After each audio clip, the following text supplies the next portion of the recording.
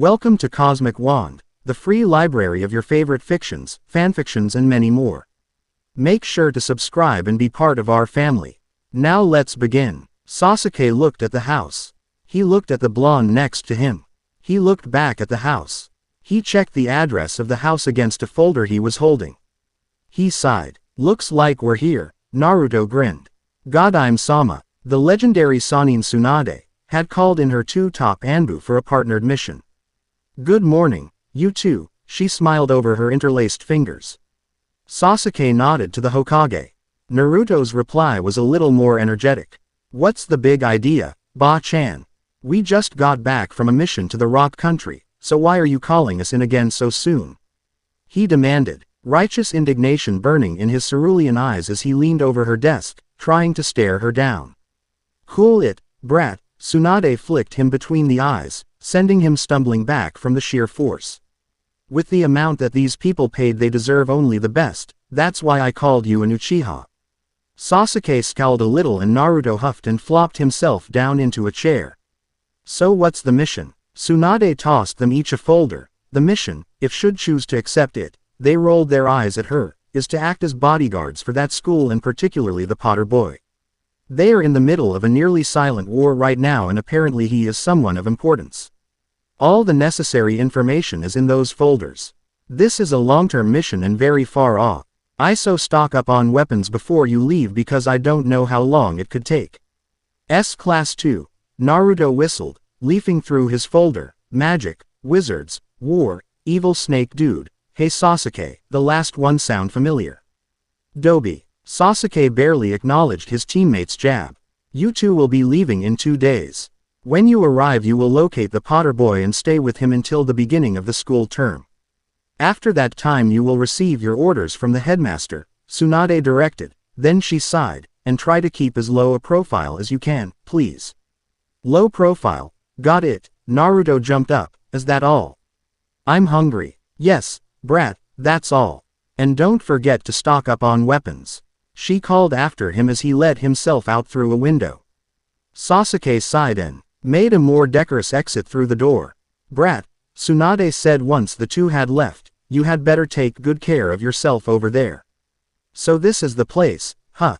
Naruto cocked his head to the side, arms folded as he considered the perfect lawn and immaculate home. Both he and Sasuke were dressed in civvies. T-shirts orange for Naruto and black for Sasuke, of course, and shorts with their respective backpacks slung over one shoulder. Naruto looked up at Sasuke, who stood most of a foot taller. As they had gotten older the Uchiha had grown like a weed, clearing 6 feet easily. Naruto on the other hand had stayed small. His build wiry and his bones finer than anyone could have predicted. Sasuke was easily twice the mass of Naruto, but Naruto had learned to put his small size to effective use in and out of fighting. If the address is correct then yes, this is the place. Sasuke led the way up the walk and rang the doorbell. Their trained shinobi ears picked up the heavy, heavy shuffling of feet before the door opened. Yeah, both Naruto and Sasuke just blinked at the boy who had answered the door. It was amazing. Something they had both thought impossible. Not even Choji was that fat. Is there a Harry Potter living at this address? Sasuke asked, narrowing his black eyes at the boy. Naruto suppressed a mischievous grin when he saw the boy break into a cold sweat. He nodded and moved out of the way to let them in. You upstairs, he pointed the way. The Konoha natives breezed past him, up the stairs, moving without so much as a creaking floorboard. This one. Naruto shoved his thumb at the last door in the hall. You sure? Come on, when have I been wrong? Barring the regular Bushin, of course, he knocked on the bedroom door. It opened to reveal a hatch of insanely messy black hair and brilliant green eyes hidden behind a pair of damaged glasses. Who are you guys? He asked suspiciously. Naruto grinned. Yo, I'm Naruto and this is Sasuke. We're your bodyguards, he said brightly with his so innocent and lovable you just want to take me home and feed me all the ramen I can eat smile. Pardon? Harry asked. Sasuke shouldered his way to the front. We are the bodyguards hired to make sure you don't get killed. Is there a problem with that? Sasuke, you don't have to be so rude, Naruto protested. What's all that ruckus? Demanded a loud man from the first floor. Boy. Is that you? Harry's eyes widened and he called back, sorry Uncle Vernon, I'll keep it down. See that you do. And shut that owl up while you're at it. Come on in. Harry stepped aside to allow the shinobi in. Sorry about the mess, I was in the middle of some homework. Nice room, Naruto commented as he deftly stepped over a discarded shirt. Sasuke sniffed. Dian raised an eyebrow but restrained himself from saying anything on the subject. Specifically on the mess, I suppose, Harry shrugged. So, why does the order think that I need bodyguards? Who said anything about an order? Naruto asked, winking. Nah, the guy who signed the contract was a black or something like that. Black. Harry collapsed onto his bed. Was it a serious black? Sasuke and Naruto nodded. Why? Is it important? He's supposed to be dead, Harry breathed, pale as moonlight, I saw it myself. Dead huh? Naruto shared a look with Sasuke. Guess he's not, since he's the one who hired us. And that was how Harry Potter, the boy wonder of the wizarding world, met the two Konoha Anbu who were to be his bodyguards. When Vernon and Petunia found out about T.R. guests, to say that they were less than pleased would be a gross understatement. The conversation went something like this. Vernon. Get out of my house. Naruto. Trying to be polite. Sorry, we can't just yet, we have a job to do. Vernon. I don't care. I refuse to allow any more freaks under this roof. Naruto looks all hurt and wounded for a second. Sasuke pulls out a kunai and starts twirling it around while frowning. Sasuke. I don't care for your tone of voice. Vernon squeaks in terror as everyone's eyes, sans Naruto's, focused on the spinning throwing knife. Sasuke. We have a.j.o. to do and there isn't anyone who I will allow to interfere. Yujiro Tonkachi and I have a reputation to uphold after all. Naruto, smiling like nothing was wrong, and we'll be leaving with Harry when he goes to school, so we won't even be here long. And that was the end of their conversation. Sasuke and Naruto ignored the Dursley family for the rest of their stay. After a once-over of the meals had were prepared, and a loud bout of complaining about the lack of ramen, the two Anbu silently decided between themselves that they would have to look after their own food as well. Which was fine. After all, they had more than enough experience scrounging.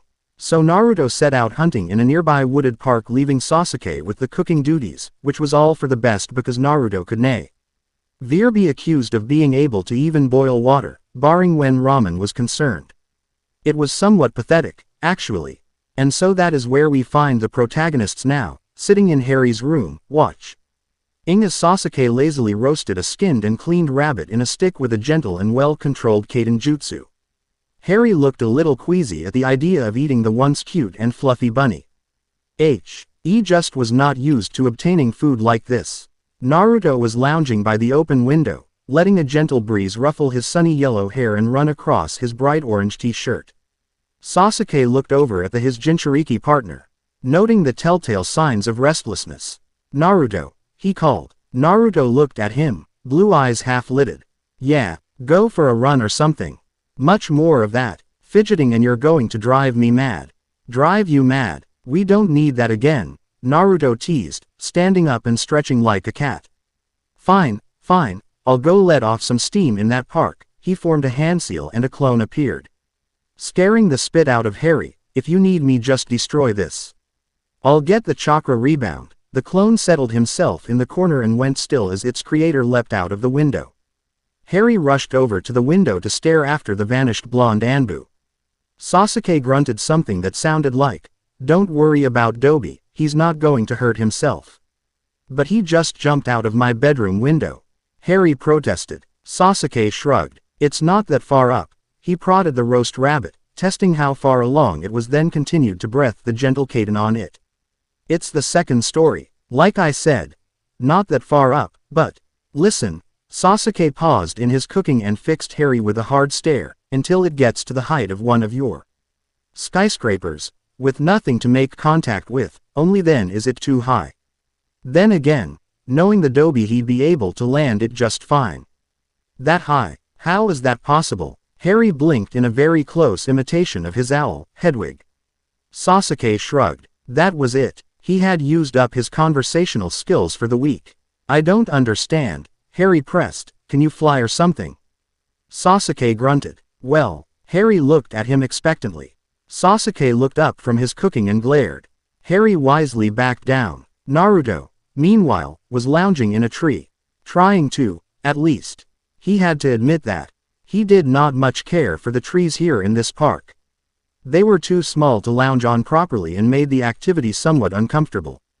Giving up on that idea, he stood and stretched. Bones and joints popped, making him grimace.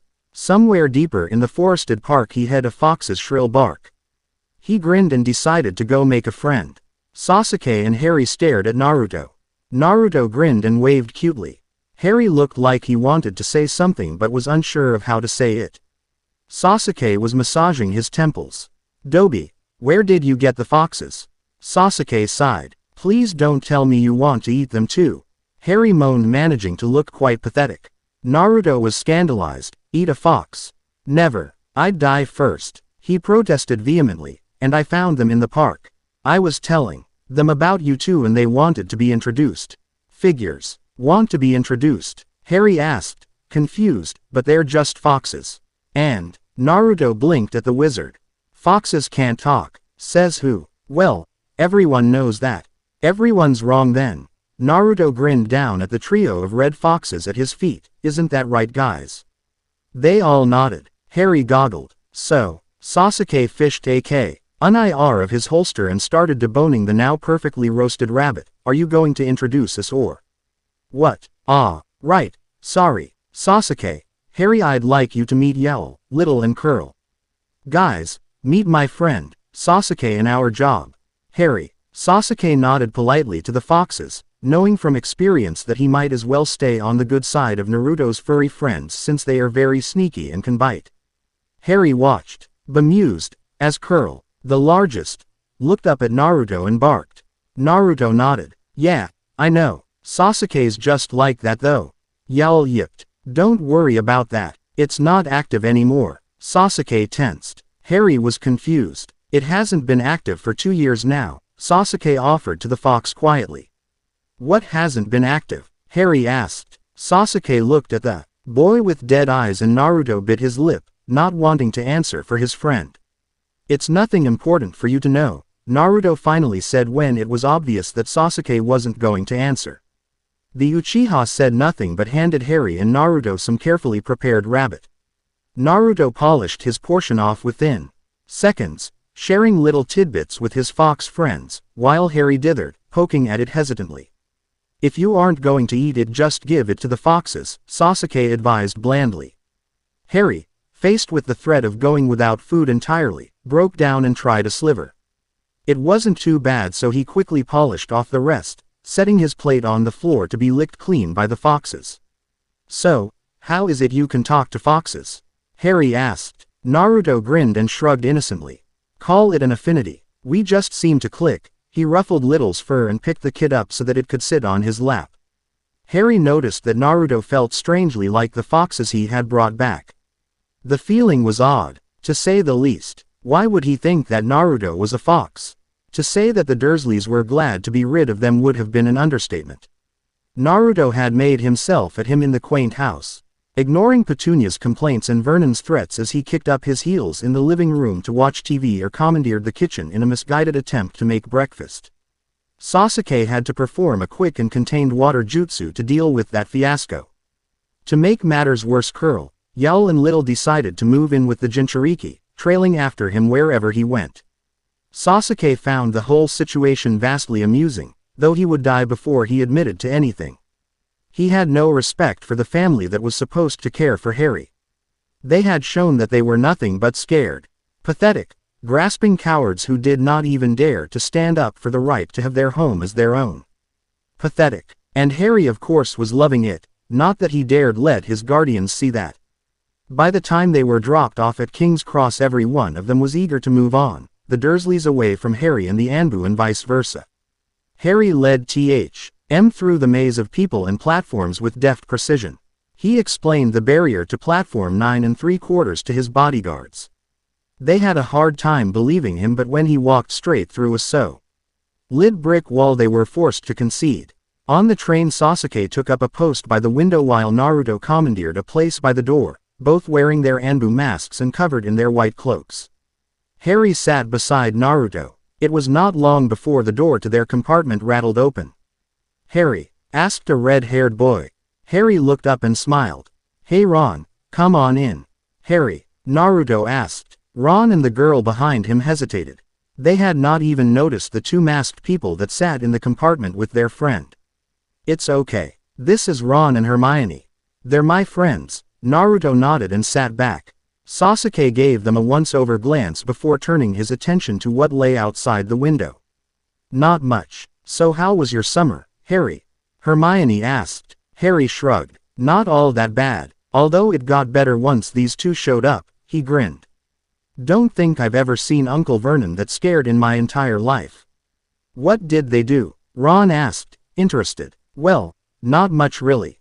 Sasuke." He motioned to the Anbu in the cat mask, just twirled around some throwing knives, and Naruto, now to the fox mask, just set himself up like he lived there all his life. It was beautiful. He even brought in some foxes that live in the park. "Foxes? Why foxes? Why not?" Naruto asked blandly. The redhead quailed under the disconcerting gaze of the mask. "No reason," he squeaked. "You like foxes?" Hermione asked curiously. Naruto shrugged. "We have an affinity for each other, you could say." Sasuke snickered. It was so quiet that it went almost unheard. But Hermione caught it. "Is that funny?" Sasuke turned to fix her with the gaze of his cat mask. "Yes, little girl, it's funny. That is why I laughed. That is generally why people laugh," he said with as little vocal inflection as humanly possible. Naruto grinned behind his mask. The train lurched forward. Hermione huffed and glared at Sasuke. "You don't have to be so rude, you know," she admonished. "Don't mind Sasuke. He's like that, always has been and probably always will be." Naruto waved a hand.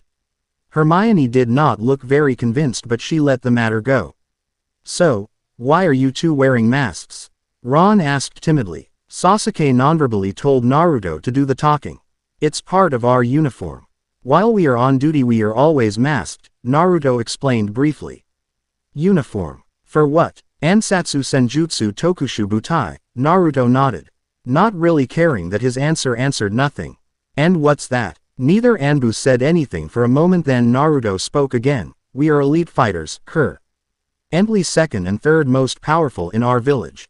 "Who's the most powerful?" Hermione asked. "Hokage-sama." "Oh." The British teenagers shared a confused look. Naruto had answered every question far, but his answers were far from enlightening. "So, how have you guys been?"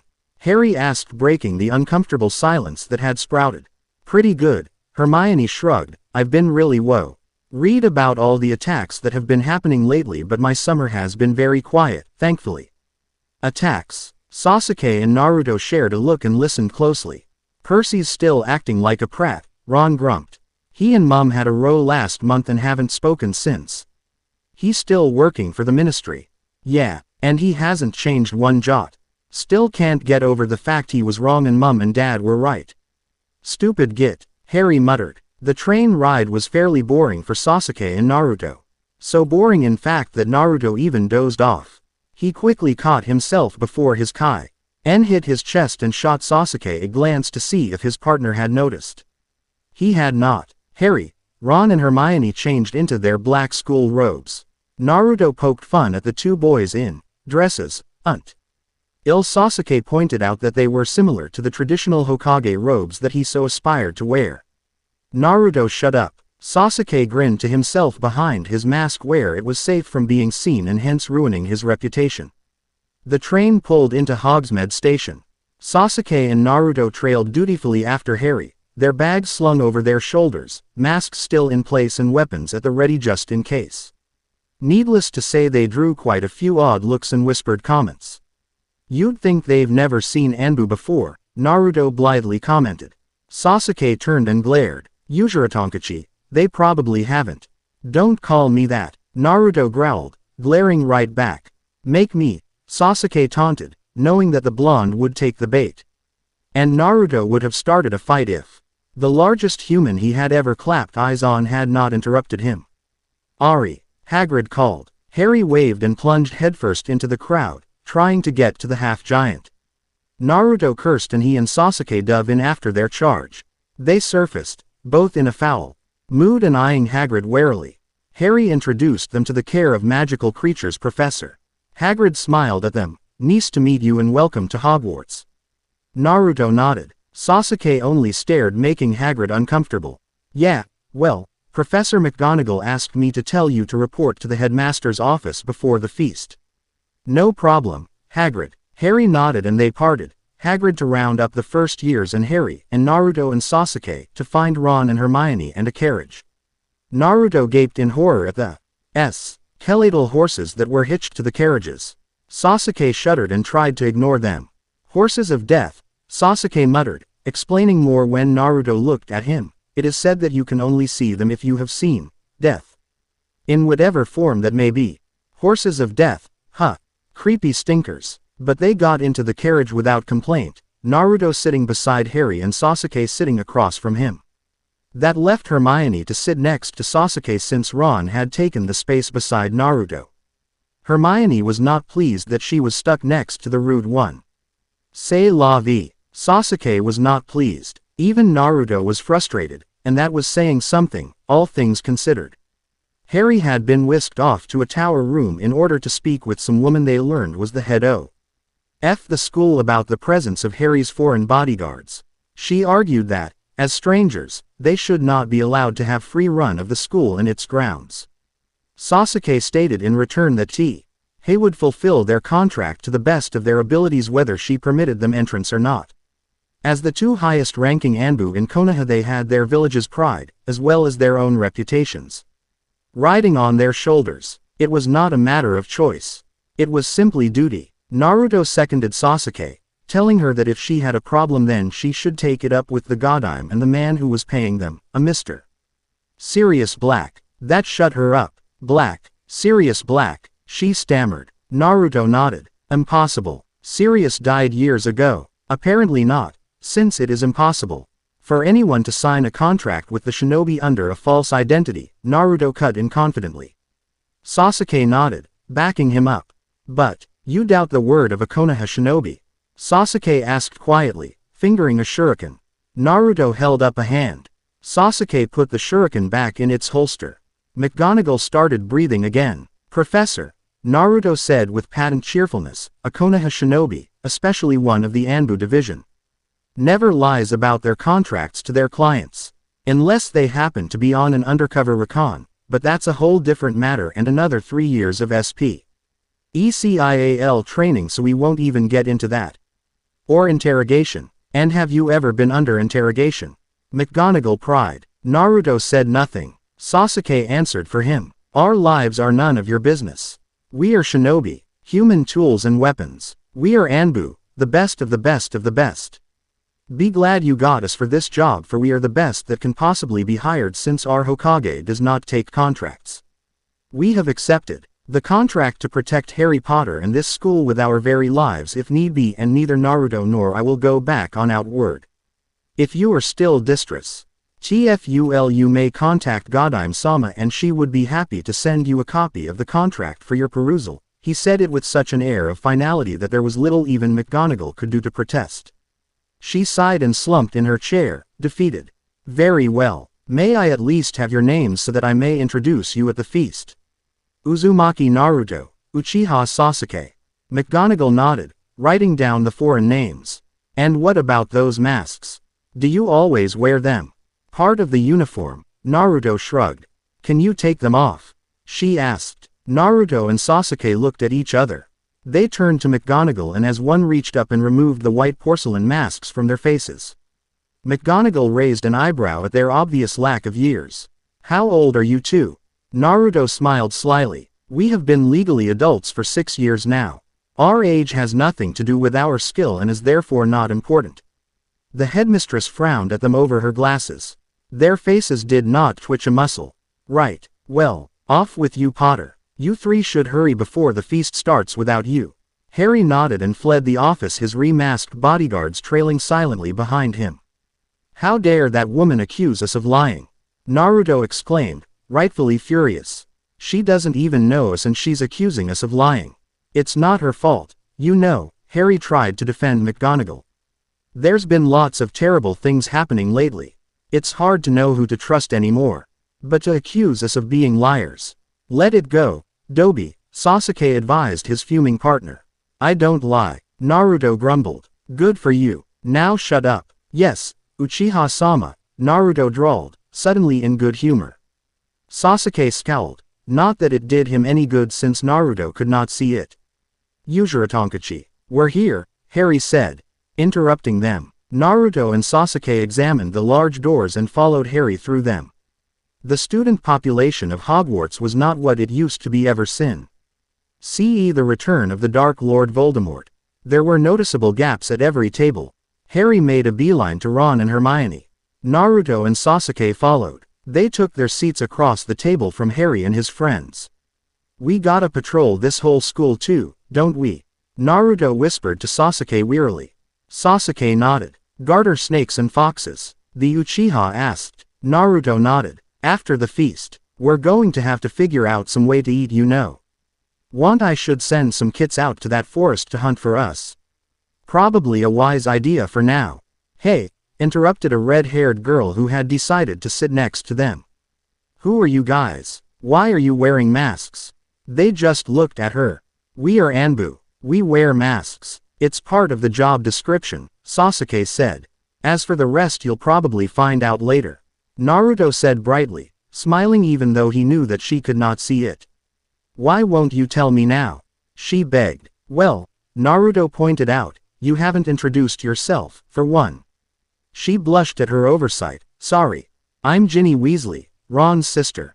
Naruto. And this brick wall here is Sasuke. Naruto jerked a thumb at Sasuke, grinning when he felt the Uchiha's glare burning into his skull. I'm not a wall, Sasuke snapped. Foul-tempered tomcat, unhousebroken fox, snake kisser, and you with the toads. At least Ero Sanin was just a pervert. Rather than a homicidal maniac bent on absolute power and global domination, Naruto fisted his hands under the table. Sasuke's aura grew dark. He's dead. Thanks to who? Bakemono. Sasuke stepped over the line and froze instantly. Shocked at his own words.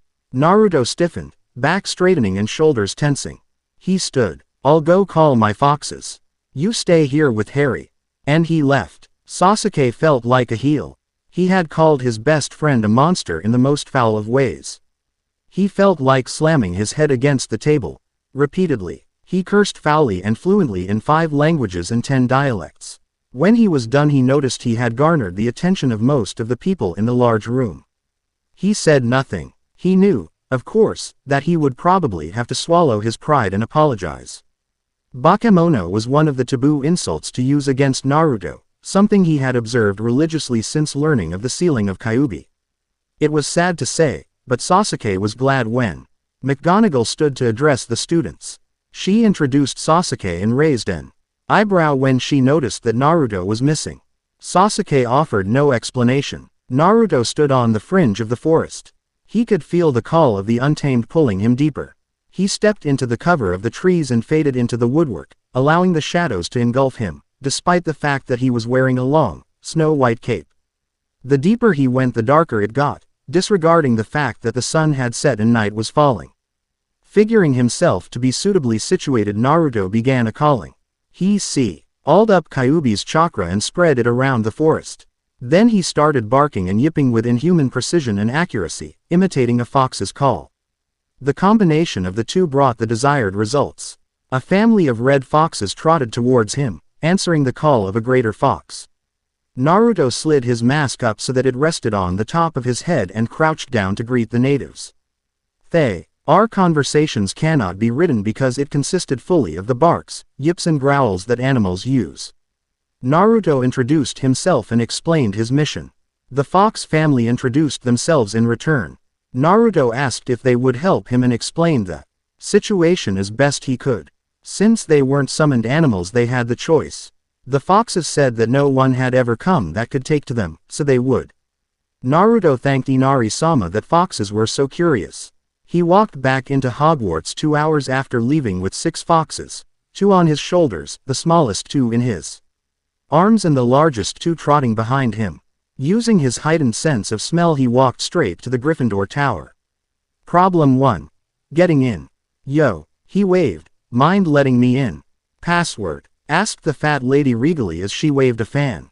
Password. We need a password. Wonderful. He scowled and the younger foxes, affected by his emotions, growled at the fat lady. Suddenly the portrait swung open.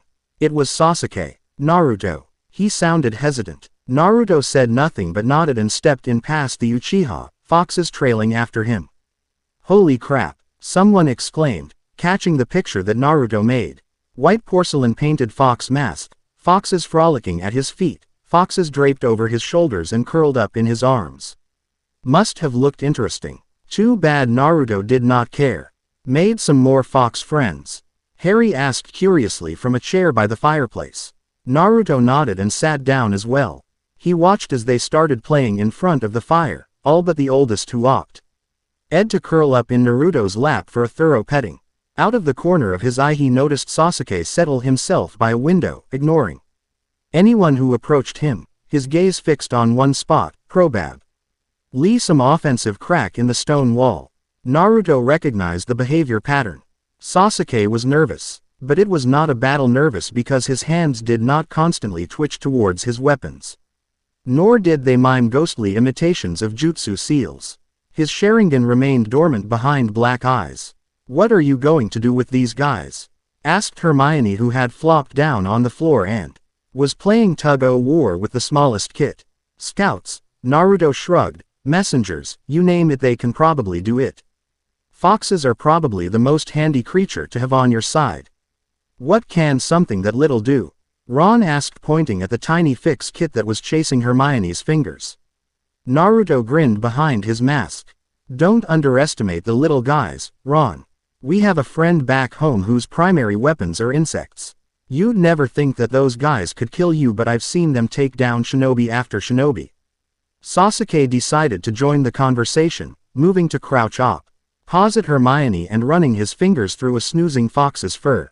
Yeah, but Shino's just one of those creepy guys from a creepy family. Look who's talking, mister. Copy wheel eyes. Naruto laughed. Sasuke smiled a little. He made the choice. I was born into it. Mangekyo. Naruto reminded pointedly. Sasuke winced. Okay. So maybe he was not forgiven for the Bakemono slur just yet. Man, what? Harry asked. It's a family trait, Sasuke said quickly and with the same air of finality that he had used on McGonagall. Who's taking first shift? Naruto asked, changing the subject. I will, Sasuke volunteered. I'll send these guys out when my turn starts. They can scout out the halls and rooms and report back by the time dawn breaks if all goes well. Naruto stood and started towards the boys' dorm stairway. Sasuke quickly rose and caught his sleeve. Naruto put a hand up and shook his head. I know, it's all right, but hey, Naruto pressed, it's fine. It's over. Don't strain yourself trying to apologize. That's not your style. If you really want to say sorry, then have something for me to eat when you get me up and all is forgiven. Sasuke let go and nodded. Yuto slipped his mask off and flashed the Uchiha an impish grin before vanishing up the stairs. Breakfast. Sasuke smiled. I can do that. Every one of the Gryffindors stared at the entrance to He boys' dorm where Naruto had just vanished. Blushes were blooming on the faces of the girls that had caught a glimpse of the mysterious stranger's face. Sasuke noted this with detached amusement. Different the reactions were here in comparison to back home in Konoha. Hermione looked like someone had smacked her upside the head with a board. Pretty. Ginny finished for her. Sasuke had to hold back a snort of laughter. He stepped out of the way as Naruto's fox friends barreled past him and up the stairs after the Jinchuriki. He looks like a girl, Ron said, disbelief coloring his voice. Ron. Hermione sounded scandalized. Sasuke grinned. You haven't seen anything yet, Ron. Just wait until he's trying to look like a girl, he said. Ron and Harry goggled at him. You mean he dresses up like a girl sometimes? Ron demanded. After a fashion, Sasuke hedged. He's not some kind of drag queen, is he? Harry asked. No. Then why would he want to try to look like a girl? Reconnaissance. Infiltration. Naruto's taken every training course possible and used them. It's surprising how effective he can be when he's not acting like an idiot. I heard that. Sasuke, you jerk. Naruto yelled from an upper level. Sasuke grinned. You were meant to, Uzuratonkachi. He called back, a little quieter than his partner but loud enough to carry. Are you sure you guys are friends? Harry asked, slumping further into her chair.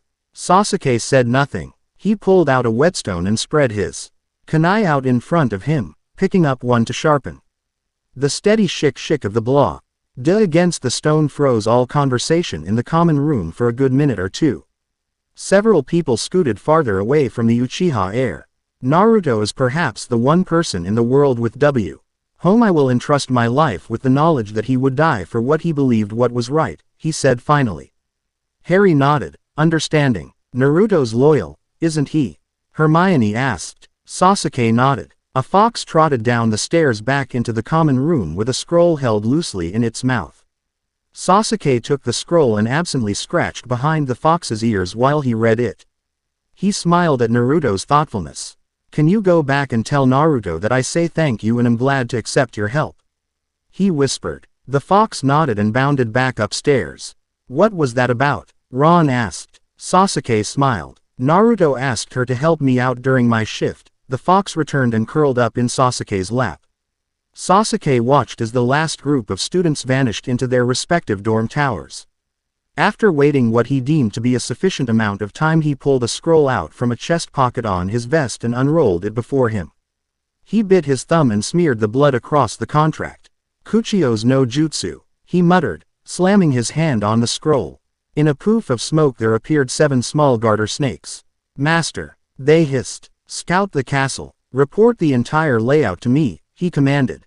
The snakes nodded and slithered out of the room. Sasuke rolled up the summoning scroll and replaced it in its pocket.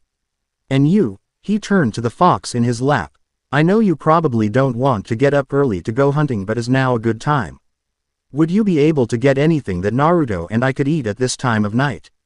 The fox cocked its head to the side, considering his words.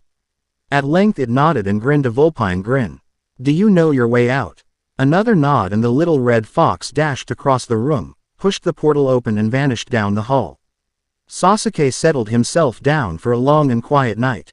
Naruto was nudged awake by Sasuke, who was taking off his cat mask and fishing through his bag for his pajamas.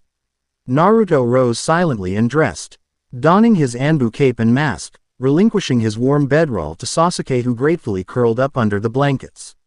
The foxes, who had been roused by Naruto waking, settled themselves around Sasuke to go back to sleep. Silently he padded downstairs and smiled when he noticed a plate of roasted meat waiting for his by the fire. Sasuke had made him something to eat.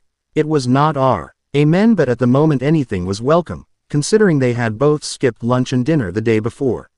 He watched the sun rise and listened to the first students stirring up in their dorms.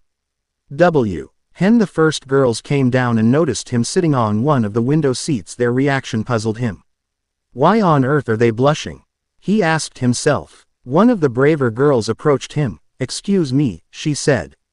He looked at her. Yes. Why do you wear a mask? She asked timidly. From what I saw last night, it's not like you're bad looking or anything like that. Naruto blinked at her. That was new. Where I come from, this kind of mask is worn by the best. It is a status symbol that I have worked very hard to attain. That is why I wear this mask, he explained as kindly as he could. The girl looked confused but accepted the answer. So, how old are you? She asked, gaining confidence from the fact he had spoken kindly to her. 18 this last August, he answered to her surprise, and the shock of her friends. 18, so young. But Professor McGonagall said that you and the other were professional guards, exclaimed another girl. Naruto shrugged. Sasuke and Avenue been working at this level for 4 years now, at least. Although we only made Anbu a year and a half ago. The girls chattered on non-stop, making Naruto's sensitive ears start to ache. Thankful. A distraction stumbled down into the common room, dressed in light blue pajamas covered with the Uchiha family crest. Naruto. Sasuke called, glaring at anyone who dared look at him. A morning person Sasuke was not. Morning Uchiha-chan. Naruto teased. Sasuke's hair was down and as long as it only accented his finely boned face. Sasuke scowled at him, frightening off anyone who was brave enough to be still looking at him. Shut it, Dobi. Have you seen my snakes? Or are they still out scouting? Not a snake has entered this tower since the moment I went on duty. Good. He turned around and marched back upstairs muttering, "Gotta get dressed." Snakes, squeaked someone. There was a general frightened murmur. Naruto was confused. Is there something wrong with snakes here? He asked. The Dark Lord uses snakes, was the timid answer he got. Naruto scowled. You got an evil snake user here too. Ain't that just wonderful, he said sarcastically. Good morning Naruto, Hermio. Nei greeted as she came into the common room. Naruto waved. Morning, Hermione. Sleep well, he asked politely. I did, thank you. She looked around. What's wrong with everyone this morning? Sasuke. What about him? Why is it that everyone here is leery of snakes? He asked. Hermione looked surprised but answered. Because of the Dark Lord. He can speak to snakes and control them. This Voldemort guy the first read about in our report. Quote, there was a general intake of breath when Naruto dared utter the forbidden name. Hermione nodded, unaffected. Naruto cursed. Wonderful. Sasuke's in another place. I swear snakes have been given a bad rap. What's wrong with snakes here? Sasuke asked, materializing beside Naruto. Naruto looked up, not surprised by his appearance. They have an evil snake dude too, remember? Sasuke blinked. Joy slipped my mind. Do they expect us to pit snake against snake now? He asked, exasperated. Naruto laughed. Nah, he snickered, it'd be snake and fox and toad against snake. Remember, I got your back. There's something wrong with that picture, Sasuke said blandly. Snakes eat toads and foxes eat snakes. Where do all these animals fit into it? Hermione asked, confused. They're our summoned creatures, Naruto explained. I summon foxes and toads while Sasuke here summons snakes. How come you can summon too? Asked an interested boy. Naruto coughed. Well, the contract with the toads was given to me by one of my sensei when he began training me. And the foxes? Asked a girl when he did not go on. Call it rent. Sasuke laughed at the confusio. N written all over every one of the students' faces. Rent. That's a good way to put it, Yuzuratonkachi. Naruto scowled. Well, what else would you call it? The creation of a whole new summon contract. Sasuke asked. Naruto thought it over. Well, I guess. Though I only got it because the old fox spoke up for me, he shrugged. He's like Manda, isn't he? For the foxes, that is, right. Yup, only bigger. Too bad he can't be summoned like Manda or Gamabunta, though. He'd eat both of them for breakfast and then use a tree for a toothpick. Like you need to summon him anyways, Sasuke snorted. Hey, Naruto protested. It could be helpful occasionally, I suppose, if you say so. And I've been working on a modified Kuchios that would allow me to summon him for short periods of time. He ran a hand through his hair, pulling absently at some knots. Any luck so far? A spike in physically tangible power and that's it. By the way, is the boy up yet? Taking a shower. What? And you're not keeping an eye on him? And you call yourself an Anbu? Naruto sounded shocked. Sasuke threw a kunai at his head. Naruto caught it by the blade, ignoring the cuts that catching it inflicted on his hand. Blood dripped down his arm as he tossed the kunai back to its owner, more gently than it had been thrown at him. Your hand, Hermione screamed. Naruto waved her off, already healed, and indeed, the wounds were gone. The only trace that they had existed in the first place was the rapidly congealing blood. Naruto and Sasuke had divided the work. Sasuke was tailing Harry while Naruto patrolled the school. The grounds he left, for the most part, in the hands of his foxes, both befriended and summoned. The indoors had Sasuke's garter snakes as well as the prowling Naruto. The moving staircases and sassy doors threw the shinobi for a loop for the first 3 hours until he decided to focus a little more chakra to his nose, heightening his sense of smell. He introduced himself to the resident ghosts, and wondered vaguely if he had been half as annoying as Peeves. Heavens, he hoped not. He ended up casting a lengthy genjutsu on the poltergeist just to get him off of his back, leaving Peeves bobbing midair. Eyes wide in pure, unadulterated terror. Tsukiyomi.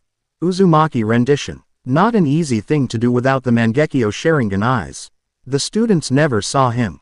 Naruto was laying them like a game. If they saw him when he did not want them to, then he lost. Not that any of the students knew that he was playing with them.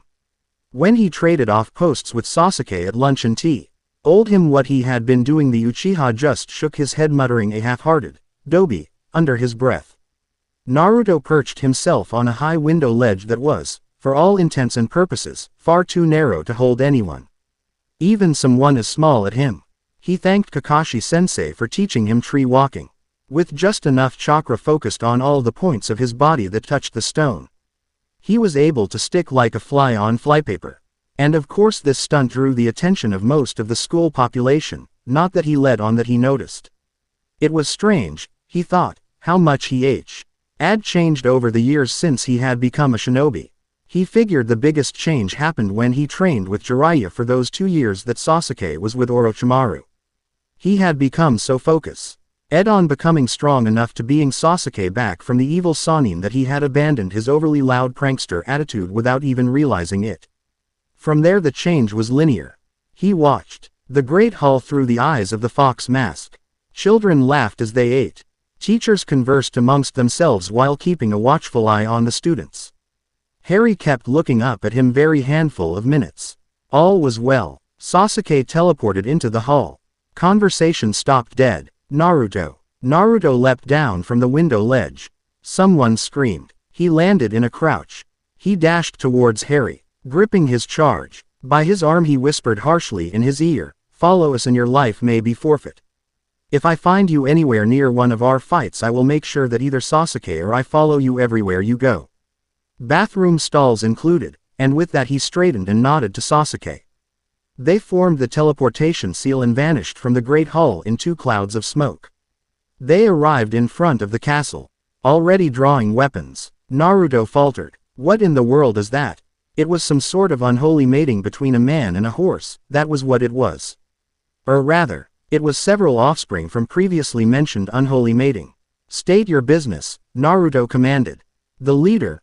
Naruto assumed he was the leader since he was heading the herd of horsemen. Trotted forward and looked down at the battle-ready pair. The forest informed us of a pair of foreigners, one who is friend of the snakes, the other a greater fox, he said. What of it? Verification. For a centaur he was being strangely straightforward. Not that either Naruto or Sasuke knew that. May we know the names of the current guardians of Hogwarts? Guardians of... Oh right. Naruto felt stupid. Why do you want our names? Quote. The centaur blinked. Because, it's only polite to introduce yourself when you have just met. He asked, suddenly unsure. Sorry. Crackfic bunnies have attacked. That depends on who you're talking to. Naruto reasoned. Manners are different when it comes to friends and foes. Which one are you? Allies of the light. Informative. Sasuke murmured. At least they're not with Voldemort. Naruto murmured back before turning his attention to the horsemen, Naruto and Sasuke. That is all we will tell you without leave of our superiors and the signer of the contract. Fair enough, I suppose. Quote. Naruto was tempted to say, good. Now get lost. You're creeping me out. But tacked one over, unfortunately. So he was silent, and biting holes in his tongue to stay that way. Are you done yet? Sasuke asked blandly, putting his kunai away. The centaurs all blinked at him. Naruto laughed. Yeah. Sasuke jerk, they're done. And try to be a little nicer, would you? No picking fights that don't need to be fought. Yujiro Tonkachi. Naruto was sure Sasuke was glaring daggers. This was one of those times that he was thankful for the porcelain Anbu masks. He did not have to see the infamous Uchiha death glare that was directed straight at his skull. So he spun on his heel and teleported back into the Great Hall. And into Pandemonium. Is there a problem? He asked innocently. Crackfic bunnies have left now. Thank you for your tolerance, bows humbly. Is there a problem? Indeed, scoffed one of Naruto's summoned foxes. Naruto smiled enigmatically. Sorry, something I picked up from Kakashi-sensei. Next you're going to be showing up late with pathetic excuses, muttered Sasuke. Think I could pull it off? Naruto sounded serious. Sasuke scowled. They were back up in the common room, trying to dodge the questions that everyone had. It was almost enjoyable, actually. How on earth did you apparate in Hogwarts? Hermione was demanding. So, you have any sixes? Sasuke asked. Naruto shook his head. Go fish. You don't think I could pull off Kakashi-sensei? Freeze. I think you trying to imitate Kakashi-sensei would be frightening.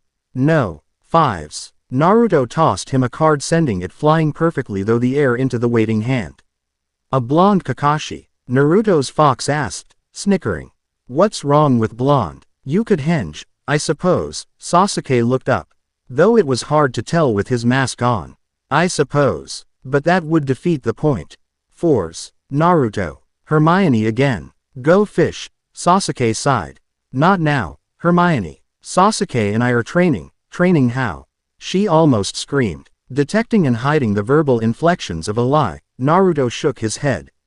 I'm sure of it. You're using the Sharingan, aren't you? Dobi. The Sharingan can't tell me what cards you're holding. That would be the Byakugan. And Neji isn't here. Have any aces? What lies? You're playing Go Fish, not poker. Hermione cried. They tactfully ignored her. Go fish, jerk. Sasuke picked up and triumphantly put down a pair. Naruto sighed. Kings. Sasuke threw a card at Naruto. Naruto caught it, paired it and placed the set down on a pile in front of him. And how dare you accuse me of cheating? Sasuke protested mildly. Tens. No. Right. Sorry. Your subterfuge skills only developed when you were plotting Orochimaru's death. Twos. Sasuke threw another card. You helped with that. I never would have thought poisoning the pages of his favorite Ika Ika Paradise novel. Fives. Naruto tossed him a card. Came from all the tactical lessons Ero Sanin made me suffer through. That, and I thought it would be something like poetic justice. Serves both the perverts right. They were down to the last cards. Jacks. Sasuke tossed a card. Kings. Naruto tossed a card. One card left. 8. The final card was paired off. Now for the final count. 14-12. Sasuke wins. Naruto swore. Man. And here I thought I'd actually get to beat you. Tough luck, Itachi. Once Adobe, always Adobe. I resent that. Naruto sniffed. I never was Adobe and you know it. Yes you were. Sasuke objected pointedly, dead last in graduating class, which was quite the feat considering Shikamaru never wrote an assignment or test and slept through every class, and he still ranked higher than you. Prejudiced teachers, Naruto growled. Digging his fingernails into the tabletop, the only one who even thought of me as human was Iruka-sensei. If I hadn't mastered Kujibushin, not even Iruka-sensei could have passed me with the way they rigged my grades. A Junin-level ninjutsu mastered by a dead last genin. That shocked the village when they found out. Sasuke shook his head. Scared the bejesus out of them. You mean, Naruto said pointedly. Sasuke conceded. Served them right, for all I care. Kakashi-sensei said that it probably because you had more chakra than you knew how to control at that point, so the only thing that would work properly would be a high-level, forbidden jutsu, Sasuke said, shuffling the cards and dealing another round of Go Fish. Naruto sat back in his chair. Huh, Kakashi-sensei said that. Ero Sanin said the same thing. Great perverts think alike, Sasuke quipped. Probably. Naruto chuckled. Are you two even listening to us? Hermione demanded. Sure we are, Naruto said as he looked over his hand of cards. We're just ignoring you because we don't feel like answering your annoying questions, Sasuke finished. Sevens. And you can't blame them, girl. Naruto's fox backed up the Anbu. Go fish. Hermione felt like pulling her hair in frustration. School was boring. Naruto knew that fact in the academy, and it held true even here, in this foreign country, in this school for magic. He was starting to wonder if teachers had big conventions where they get together and swap ideas on how to be either A. boring, B. annoying, C. filled with dark angst, or D. filled with utter contempt for every student under them. In all honesty, he wouldn't put it past them. Teachers were sneaky like that. But it probably didn't help that Naruto did not have a single clue as to what was going on in Harry's classes. His current position. Lounging in the back of the history of magic classroom. Current mental state. Bored stiff. He was going to have to drag Sasuke outside for a spar sometime soon. Very soon. By the looks of it. Sasuke. Spar with me, Naruto whined. Sasuke groaned. Why, Dobi? Because I'm bored, and that's supposed to make me spar with you. Sasuke. Fine. Sasuke scowled. Harry, you're coming with us. Can we come too? Asked a couple brave boys from another house. Naruto and Sasuke shrugged. Doesn't matter to us, but if anyone gets in our way your lives may be forfeit. Naruto warned seriously. The students nodded, not truly grasping the levity of his words. Naruto grabbed Sasuke's hand and dragged his friend out of the castle, waving at the teachers as they went. Harry, Ron, Hermione and a host of other students hurried after them. It was a perfect day for sparring outside. The sun was hidden behind a solid sheet of cloud cover. A gentle breeze ran smoothly across the grounds. Naruto did not let go of Sasuke until they were a bare 50 feet from the edge of the lake. Out in the open, no tree cover, Sasuke asked. Minimal tree cover. It's not Konoha's forest, so we have no right to needlessly destroy it. Other than that, anything goes, Naruto nodded. To surrender, Sasuke said, slipping into a fighting stance. To surrender, Naruto agreed, launching a volley of kunai at his friend. Sasuke nimbly dodged and threw his own shuriken. Naruto leapt into the air, allowing the deadly stars to sail right underneath him. A kunai landed dully in his shoulder. The explosive note attached burning quickly. Students screamed when it exploded. But Sasuke was still fighting. Naruto had used a flawless substitution with a hastily made clone and had attacked from behind. Sasuke's hands blurred with the speed he used to perform the seals. He took a deep breath. Kaden. Gukaku no Jutsu. And breathed a giant ball of fire. Henge. Naruto just managed to transform in time. When the fire passed, the students watched held their breath. Sasuke was not dropping his guard, and did, in fact, activate his Sharingan. Somehow Naruto had gotten behind him yet again. Sasuke spun around just in time to parry a slashing kunai. After breaking through the next series of attacks, Sasuke could feel Naruto get frustrated. Jerk. The blonde growled, "You're using Sharingan, aren't you?" Every advantage, Sasuke reasoned. Fine. Naruto leapt back and crouched down. Every advantage it is, and he called upon the chakra of the nine-tailed kitsune sealed. Within his body, red chakra burned the grass around him in a perfect circle, the force whipping at his cloths and cape and negating the advantage of the Sharingan. Sasuke pressed forward, letting loose a volley of various pointy objects. Naruto did not even bother to dodge. Instead, the Jinchuriki knocked every single kunai, Senbon and shuriken away with a Kodachi his had produced from underneath his cape. The Uchiha leapt up and onto his partner. Naruto blocked the kunai aimed for a slash to the head with his Kodachi. Sasuke, using the first attack as a distraction, kicked out at Naruto's chest. He connected. Naruto flew back and Sasuke flipped to his feet. Hardly pausing to regain his bearings, Naruto rolled to his feet as well and pulled a string in his hand. Sasuke's arms flew up to shield his head as the earth underneath him exploded. His Sharingan had seen it in just enough time for him to perform a substitution. The Anbu exchanged a flurry of insanely fast strikes and parries before leaping apart to take stock of their situations. "I'm surprised you haven't used Kajibushin," Sasuke commented as he tied a strip of cloth around a wound on his thigh. Naruto shrugged. "Haven't felt the need," he taunted. Sasuke laughed. "Or is it that you're finally trying to hone other skills?" "Could be that too." Naruto produced a giant windmill shuriken and hurled it towards Sasuke.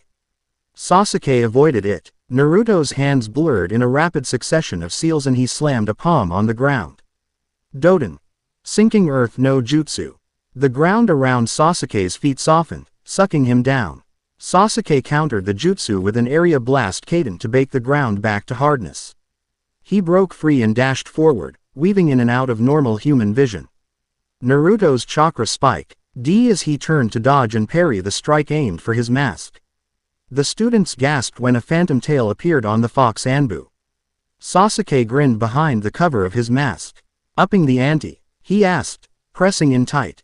The scrape of metal against metal grated on the edges of the nerves of everyone in hearing range. Still monitoring Sasuke's kunai, Naruto swung his free hand, holding another kunai, for a strike to the small ribs. Sasuke blocked. Naruto dropped for a low spinning kick. Kyuubi's chakra had Sasuke at a distinct disadvantage since the Sharingan could not see through it to the moves that would be made. The first time they had fought Kyuubi against Sharingan, the anomaly almost cost Sasuke his life when he paused in shock. Since then he had gotten used to it. He had almost grown to enjoy the danger factor it brought to their spars. As it was, the kick sent Sasuke flying back, knocking the wind out of him. Naruto took advantage and pounced. It was a good thing for Sasuke had body memory was better than reaction time. Grabbing Naruto's clothing and planting a foot on his hip, Sasuke tossed him right over his head, using Naruto's own forward momentum against him. As surprised as Naruto was, he did not allow that to faze him. Twisting midair, he landed on his feet and lunged at Sasuke again. This time Sasuke was prepared and met the attack with an attack of his own. When the dust settled, the spectators were amazed to find the two Anbu at a standstill. Naruto had his Kodachi pressed against Sasuke's throat. Sasuke had a kunai just waiting to be plunged into Naruto's temple. Naruto asked wryly. Seems to be. Sasuke relaxed and started picking up their scattered weapons. Naruto bent to help him. You've gotten faster, he commented. And you've gotten smarter, jerk. Dobi. They finished picking up the last of their weapons in relative silence, pocketing and sheathing every single one. When their sparring ground was clean, they sauntered casually back to the castle. Taking careful note of who had turned up to watch their spar. There seemed to be a good 50 children staring at them in wide-eyed awe. Naruto grinned. That was a nice warm-up, he commented loud enough to be overheard. Sasuke scoffed, just as loud, catching on to what Naruto was doing. You didn't even get serious. I should be offended. Yeah, whatever, Naruto laughed. How could you tell? Kujibushin. You didn't use it. You always use them when you're serious. No kidding. Naruto was surprised. I do. Every time. Huh. Naruto shoved his hands in his pockets, suddenly pensive. Who would have thunk it? Me. Obviously. That was wicked. Ron gushed when they were back in the Gryffindor common room. Sasuke and Naruto were playing Go. Sasuke placed a black stone on the board. What was so fantastic about it? Naruto asked, feigning confusion. Neither Sasuke nor him were wearing their masks. They had passed patrol duty off to a set of Naruto's Kujibushin. Sasuke had come up with the idea after their spar, reasoning that it would ease their workload and make keeping the whole castle protected much easier. Naruto had agreed, saying maintaining them would help build his chakra stamina. Now they were playing Go and generally trying to ignore their suddenly starstruck and expanded fan club. The way you guys fight. It's amazing. What kind of magic is that? You didn't even use wands. Naruto placed a white stone. Sasuke considered the board. You're up to something, he said. Naruto smiled innocently. What makes you think that? Now I'm sure of it. Sasuke groaned. That smile means you're up to no good. Hey. Why do you always think the worst of me? You learned Go from Shikamaru. So did you. You can talk to the fox, he's sleeping. So you're on your own. Naruto grinned and spread his hands grandly. This humble tactician has no advisors, just like his opponent, he said dramatically. Suddenly he looked suspicious. And no Sharingan for you. That's cheating. Effective information gathering. It's only cheating if you get caught, Sasuke corrected, placing a stone. Naruto placed a stone, completing the surrounding and capture of 4 of Sasuke's. He dropped the captured stones into the lid of his stone's bowl. Sasuke frowned. You suck. Naruto laughed at his expression. Sasuke placed a stone, capturing 5 of Naruto's. Naruto almost fell off his chair. Who sucks? Sasuke asked calmly as he deposited the captured white stones into his own bowl lid. Jerk. Don't cry when you lose. Naruto scowled. Oddly enough, the girls at Hogwarts had all taken a shinning to Naruto rather than Sasuke. An odd turn of affair that took the blonde completely by surprise. He was used to people either aiding him or viewing him as a crazy relative they would rather not be related to. And if not those two, then they thought of him as a cute little brother, who they still would rather not be related to. But never attractive. Well, Naruto had to admit, there was Hinata. But that was an isolated case, so it did not count towards the final total. How do you deal with them, Sasuke? He asked, placing a stone. Deal with who? Sasuke asked. Naruto flicked his eyes towards a group of swooning girls. Oh, Them. I ignore them. That never worked for you, Naruto complained. Sasuke shrugged and placed a stone. If you entertain them they'll just get even more annoying. Or they'll be obsessive like Sakura and Ino. Naruto placed a stone. Ino's engaged to Shikamaru, Sasuke said distractedly. Ron left, finally getting the hint that weren't talking to him at the moment. She is. How'd you hear that? Naruto was surprised. Sakura told me. Thought that it made her chances better. Good luck on that. Sasuke placed a stone. She has no chance. I'd feel sorry for her but for some reason I can't seem to bring myself to care. Has anyone told you that you're heartless? Naruto shook his head and placed.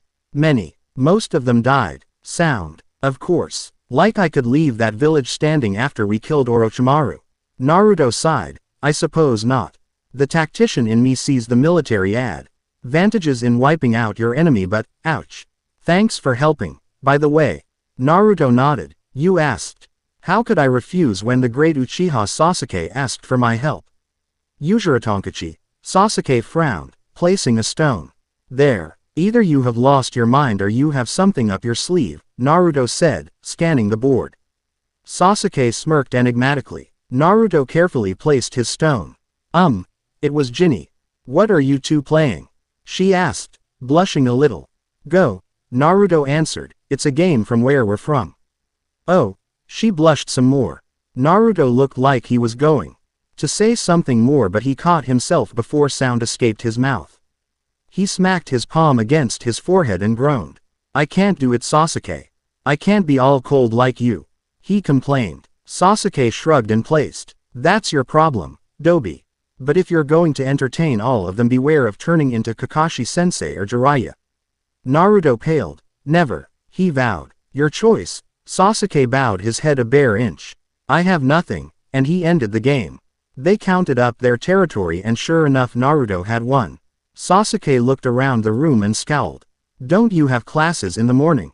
He demanded. The students scattered, disappearing into their dorms at the sight of the patented Uchiha death glare.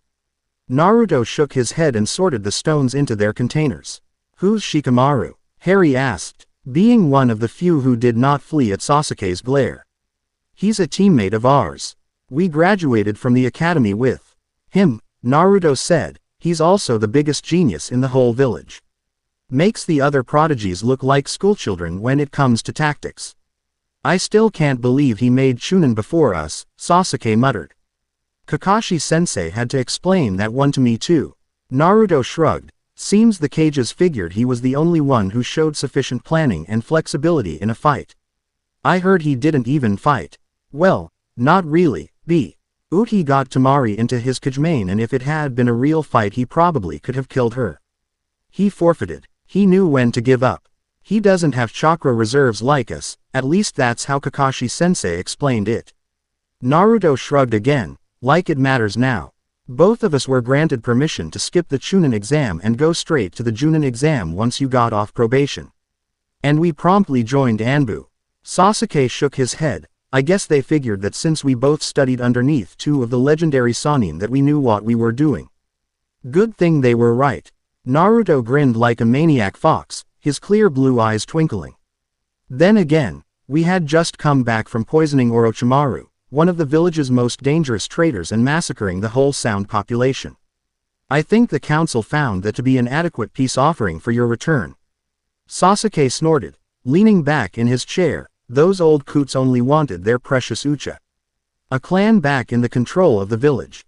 Even now that your brother's repopulating the clan for you, Naruto laughed. Sasuke smiled. It was nice to learn that he didn't actually kill off our clan, he said softly.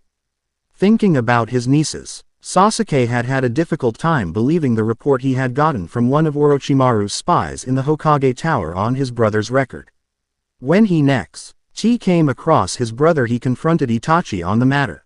Itachi was surprised that Sasuke had found out and admitted that it was true that he had not been responsible for the massacre of their clan and had, in fact, rescued Sasuke from sharing the same fate. It had been their father. Itachi had come in just as their father had sliced his way through his own wife. Sasuke had missed the vicious battle between father and eldest son. And, as luck would have it, the youngest Uchiha brother walked in just as Itachi cut down their father. The misunderstanding changed both of their lives. Sasuke grew to hate. Itachi was sent on a deep undercover infiltration assassination assignment to destroy the Akatsuki organization. It was not until years later, when Akatsuki fell, that Sasuke learned the truth. As of 3 years ago, Itachi had been cleared of all charges against his name and has settled back into Konoha life. He had married and now has twin daughters who absolutely adore their uncle Sasuke. Not that anyone could blame them. It took Sasuke a while to overcome the extreme conditioning he had put himself through in his attitude towards his brother. Even now he found himself unconsciously tense at the mere thought of Itachi, but he was getting better. Then again, it was hard to stay sullen and resentful around Naruto's constantly sunny disposition. "Another game?" Naruto asked. Sasuke looked up from his thoughts and nodded, a small smile playing about his lips. "Chess this time?" he requested. Naruto nodded and tweaked the jutsu he had placed on the game board. The sturdy, box-like Go board shifted fluidly into a relatively unadorned wooden chessboard, complete with pieces. Naruto picked up the 2 kings and shuffled them behind his back. "Pick." Sasuke chose the left. "White. So Shikamaru's getting married. And to Ino. How did he ever get a girl that hot?" Naruto shook his head. "It's gotta be a karma thing." "Karma? By all that's holy, I hope not. What would that mean for us?" Sasuke started the game with a moved pawn.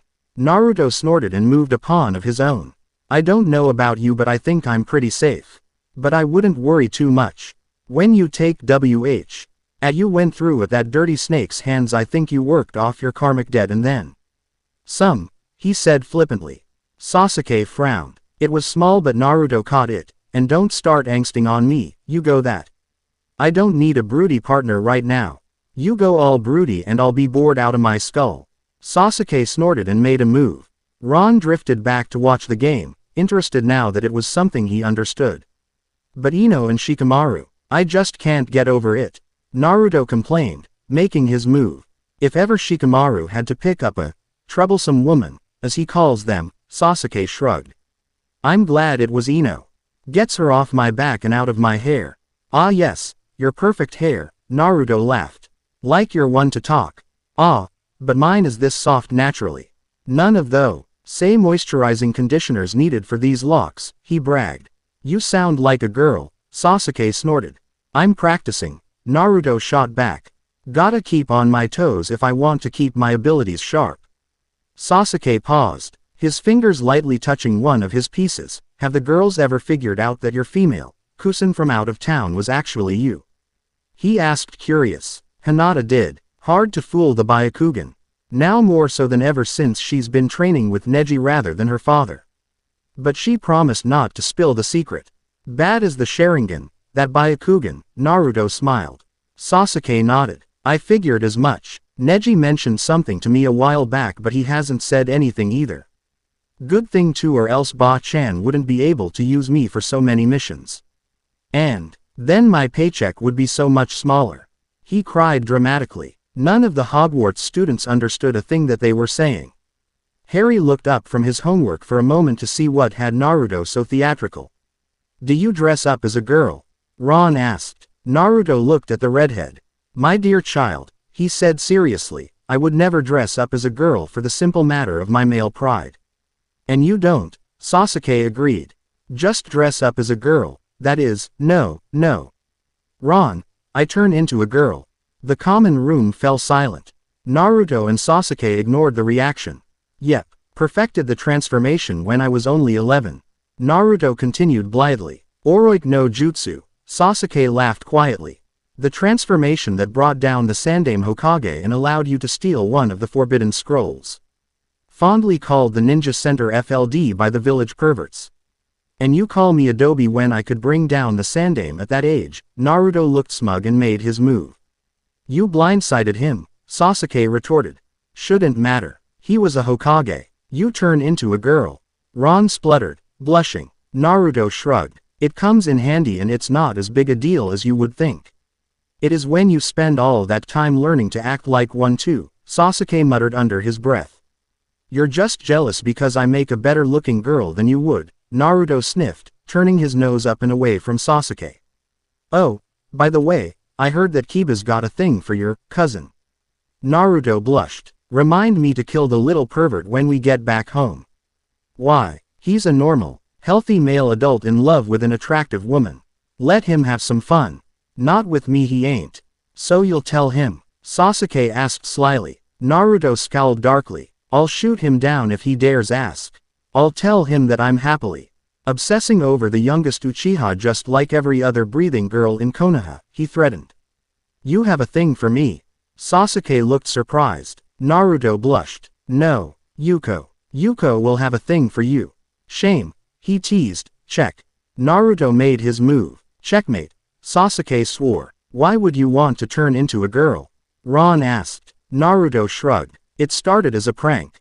You know, like, how many dirty old men can say no to a pretty girl when she pouts at them? Since then it's morphed into my alter ego disguise. Can we see?" asked a curious boy. Naruto looked at Sasuke and they both shrugged. "No skin off my nose." The blonde pushed himself away from the table, stood and clasped his hands in the seal for a transformation. Modified Oroik no Jutsu. Henge. There was a poof of smoke that sent a couple students into minor coughing fits. The smoke cleared to reveal a petite blonde woman with long hair tied up in pigtails wearing the same clothing that Naruto had. She had the same whisker-like birthmarks on her cheeks. "You kept it clean this time," Sasuke commented offhandedly. The female Naruto smirked. "This ain't a prank. It's a demonstration for legally underage children," she sniffed. There was a chorus of, "Whoa," from practically everyone who had been watching. "How did you do that?" "The same way any shinobi does any kage," Sasuke muttered. Naruto tried to be a little cuter. "Shinobi secret." She grinned and tossed the room a kiss before letting go of the transformation. Another cloud of smoke and Naruto was male again. "You want to learn, you'll have to apply and get accepted into the academy. Good luck on that. They don't accept anyone over the age of 7 without a lot of troublesome paperwork." "Man Naruto, you make a sexy woman," complimented Naruto's summoned fox. Naruto laughed. "That's why I'm so effective. No man can say no to a face like mine." "That sounds so wrong coming from you right now, Yujiro Tonkachi," Sasuke shuddered. "But it's true. I haven't failed a mission yet. Since we were genin doing D ranks, at least," Sasuke stipulated. Naruto glowered and sat down. "A lot has changed." "Indeed. I'm not saying that it hasn't." Sasuke stood up and nodded to his friend. "I'm going to check the halls." Naruto nodded and packed up the playing board as Sasuke donned his cape and mask and slipped out through the portrait. In a dark lair fit for an evil villain, Voldemort reclined in a somewhat less than comfortable chair. He surveyed the sheet of paper before him, squinting just a little to make out the words in the musty dark. Okay, so his eyesight was deteriorating greatly and he couldn't afford more candles. He'd kill anyone who laughed at him. Harry Potter went back to Hogwarts with 2 masked strangers. "We must pay them a visit, Nagini." The snake hissed her approval to her master. Harry shivered. "What's wrong, Harry?" asked Hermione. "I don't know. I just have this really bad feeling." "I have a bad feeling too," Naruto groaned. "I don't think all this pumpkin stuff agrees with me." He started scratching his arm. Sasuke sighed. "Don't tell me the Dobby's allergic." "Don't ask me. Maybe Kyuubi just doesn't like the stuff and this is his evil and sadistic way of telling me." "Who's Kyuubi?" asked Harry. Naruto paused, realizing what he had said. "No one important. He's something of a, well, guess you could call him a friend." "And why wouldn't he like what you're eating?" Hermione asked. The Jinchuriki hesitated. How could he truthfully answer that without telling the truth? Sasuke saved him. "Oi, Naruto. Word from my snakes is that some controlled snakes have been poking their noses around the school," he said as he set a garter snake back on the stone floor and watched as it slithered away. Naruto frowned. "Controlled snakes. I don't like that. Pair my foxes up with your snakes. Your summons will find the controlled and the foxes will take care of them." "Sounds good." Naruto pulled out a file, bit his thumb and let the blood drip into the glass container. "Take this and show it to my foxes as proof of my orders." Sasuke nodded, took the file of blood and vanished. He did not even have to use teleportation, just really good camouflage. Naruto nodded and smiled. That was one of the trademarks of the higher ranks of the Anbu. They could vanish in plain sight without even the use of chakra. It took years of stealth training to accomplish, and it made for a good trick to wow the customers with. How'd he do that? Ron demanded. Naruto grinned behind his mask. Trade secret, he said mysteriously. It's always a trade secret with you two, Ron grumbled. Of course it is. How else do you expect us to stay mysterious, shinobi? He has a point, you know. A passing ghost commented. With the aid of Sasuke's snakes, Naruto's foxes, they were able to take care of the snake spies expeditiously. Naruto had the corpses piled out back so that he and Sasuke could look them over before Sasuke burned them. They found nothing out of the ordinary, proving beyond a doubt that these snakes could not be summoned snakes but were merely regular, mundane snakes. At least we know that he doesn't have a contract, Naruto said during dinner. That's true, Sasuke agreed. How do you know that? Hermione asked. Well, Naruto explained, if he had a contract he wouldn't have to use regular snakes for his infiltration. Summoned animals are always more effective and intelligent than their counterparts. How do you know that they weren't summoned? Asked Harry. They left corpses behind when they died, for one, Sasuke said blandly. Summoned creatures don't do that, Naruto backed him up. Why not? Because that's messy, Harry. And Hinobi can't afford to be messy in a fight. That shut them up. The students ate their dinner, conversing amongst themselves. Harry was talking to Seamus about something. Hermione was poring over extensive notes from her arithmancy class, trying hard to ignore Ron, who was talking to her. Sasuke, I'm bored, Naruto whined. Sasuke felt like smacking his head on the table. What do you want me to do about it, Yujiro Tonkachi? I don't know. Make the bad guy attack or something. Why would I want to do that? Because I'm bored. Get some patience, but I'm bored now, live with it. Sasuke, Dobi, Naruto-san, said a deep voice they hadn't expected to hear. Itachi. Naruto leapt to his feet and bounced over to the elder. Uchiha brother, what are you doing here? How's everyone back home? How are the kids? How have you been doing? Has anything happened since Sasuke and I left? What are you doing here? Dobi, shut up, Sasuke sighed, shaking his head. Uzumaki-san, Sasuke, Itachi nodded. He looked around the hall, noticing that everyone was staring at him. He had broken down a few months after his marriage and bought himself a pair of glasses to counteract the effects of constantly using the Sharingan. With said glasses perched on the bridge of his nose, he looked much younger than he really was. I've come for your monthly report, of course. Everything is fine. The girls are fine. I am fine. Nothing has happened. I need your report. Report. Already. Man. I hate writing reports, Naruto whined. Sasuke and Itachi smirked identical smirks, not that the general stud and body could compare since Sasuke was wearing his mask.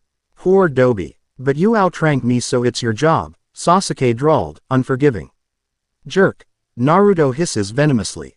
Itachi shook his head. I talk. It that you don't have the report already written. No reply. Naruto toed the floor nervously. I figured as much. Move over, little brother, he sighed and sat down. Sasuke scooted over to make room. How long are you staying? Until you get the report written at least. That could take a while, Naruto moaned tragically. Which is why I am perfectly alright with staying the night, Itachi nodded. Naruto dropped his head to the table, wincing when the edges of the mask bit into his skull. He cursed foully. Naruto, clean up your language. There are children present, Itachi chided mildly. Naruto nodded, not lifting his head from the table. Yes sir, he mumbled. Who are you? Harry asked with all the boldness he could muster. Itachi turned his gaze to the Potter boy. He said nothing. Harry, Naruto said, head still down.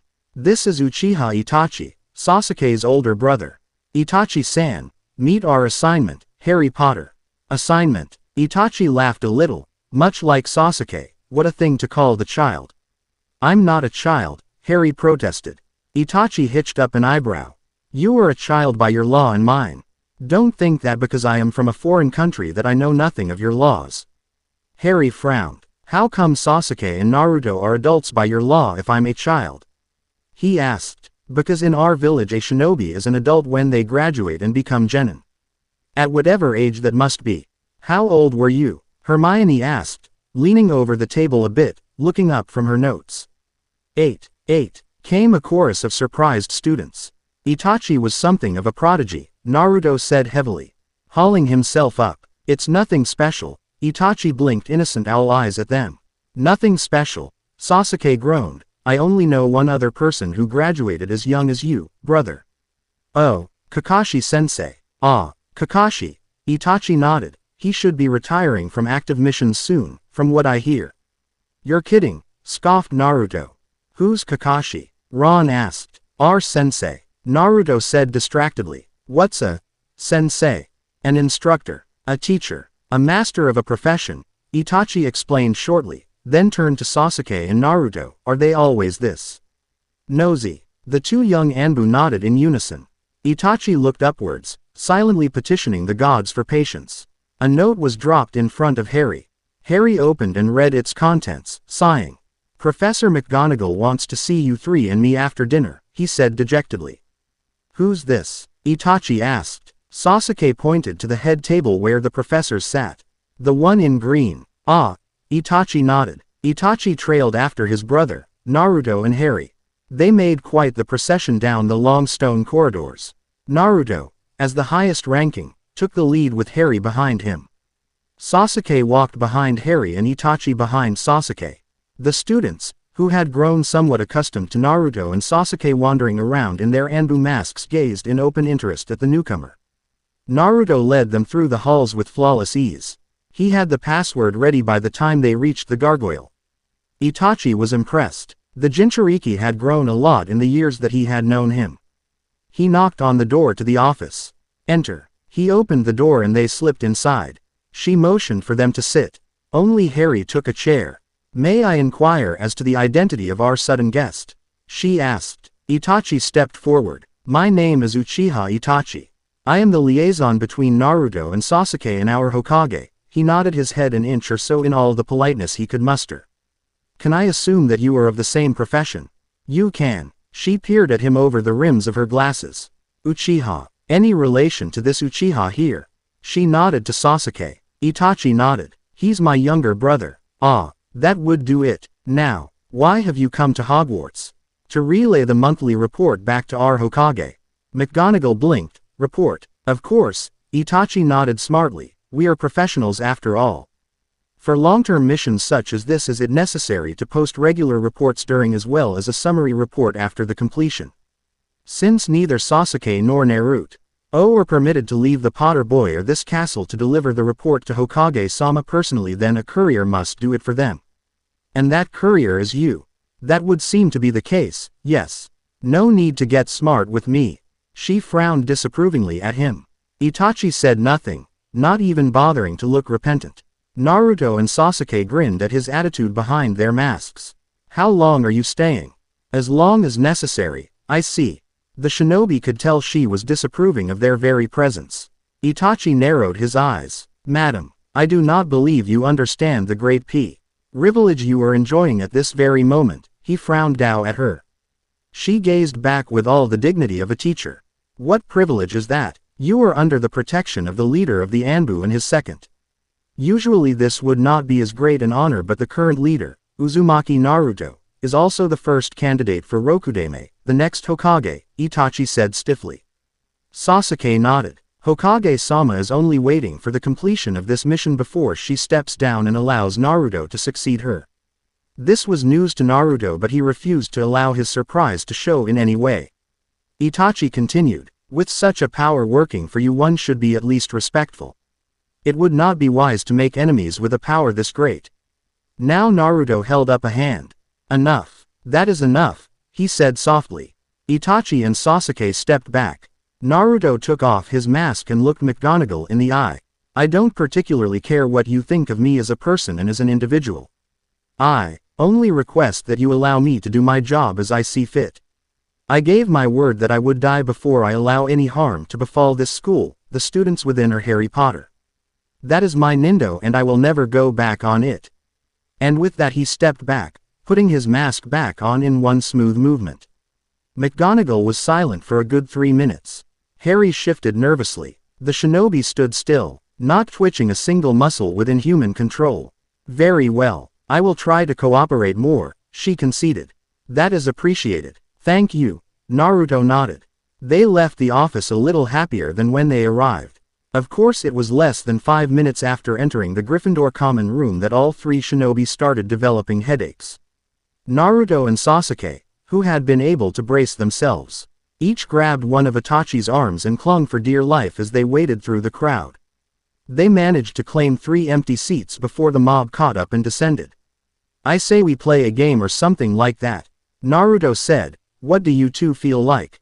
A board game, said Itachi. Sasuke agreed. One person sits out. Winner plays whoever did not play. Go. Naruto asked, producing his game board. Suits me just fine, the Uchiha brothers said in tandem. They looked at each other and shrugged. Sasuke and Naruto took off their masks. Jan-ken? Sasuke asked, holding out a fist. Naruto and Itachi did the same. As one they chanted, Jan. Ken. Pon. Sasuke and Itachi both had paper. Naruto had rock. Naruto nodded and turned the go board and stones over to the Uchiha brothers. Itachi ended up with white and Sasuke black. Hermione moved over to watch the game. Naruto leaned forward in his chair to get a better view. So how do you play this game? Hermione asked. Well, Naruto scratched his chin. You got the 2 colors, black and white. You place the stones on the crosshairs on the board. See, he pointed to where Itachi had placed a shiny white stone. Pretty much what you want to do is get as much territory as possible without getting surrounded. If you get surrounded, then those stones are taken prisoner and your opponent gets points. I see. She studied the board. Sasuke placed. Itachi placed. Sasuke connected 2 of his stones. It's harder to do than it sounds, Naruto cautioned. I bet, and this should be even better considering who's playing, Naruto murmured to himself. Hermione did not hear, which was probably a good thing. What are you doing, Naruto? Itachi asked. Naruto stilled. Watching the game. Don't you have a report to write?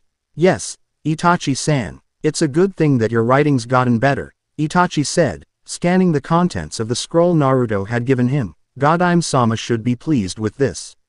She'd better be, the old hag. Naruto grumbled. Itachi smirked. I'll pass that along.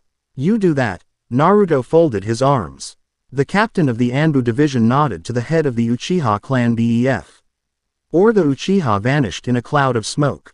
It had taken Naruto all night to write the draft of the report and another 3 hours after dawn to correct all the mistakes.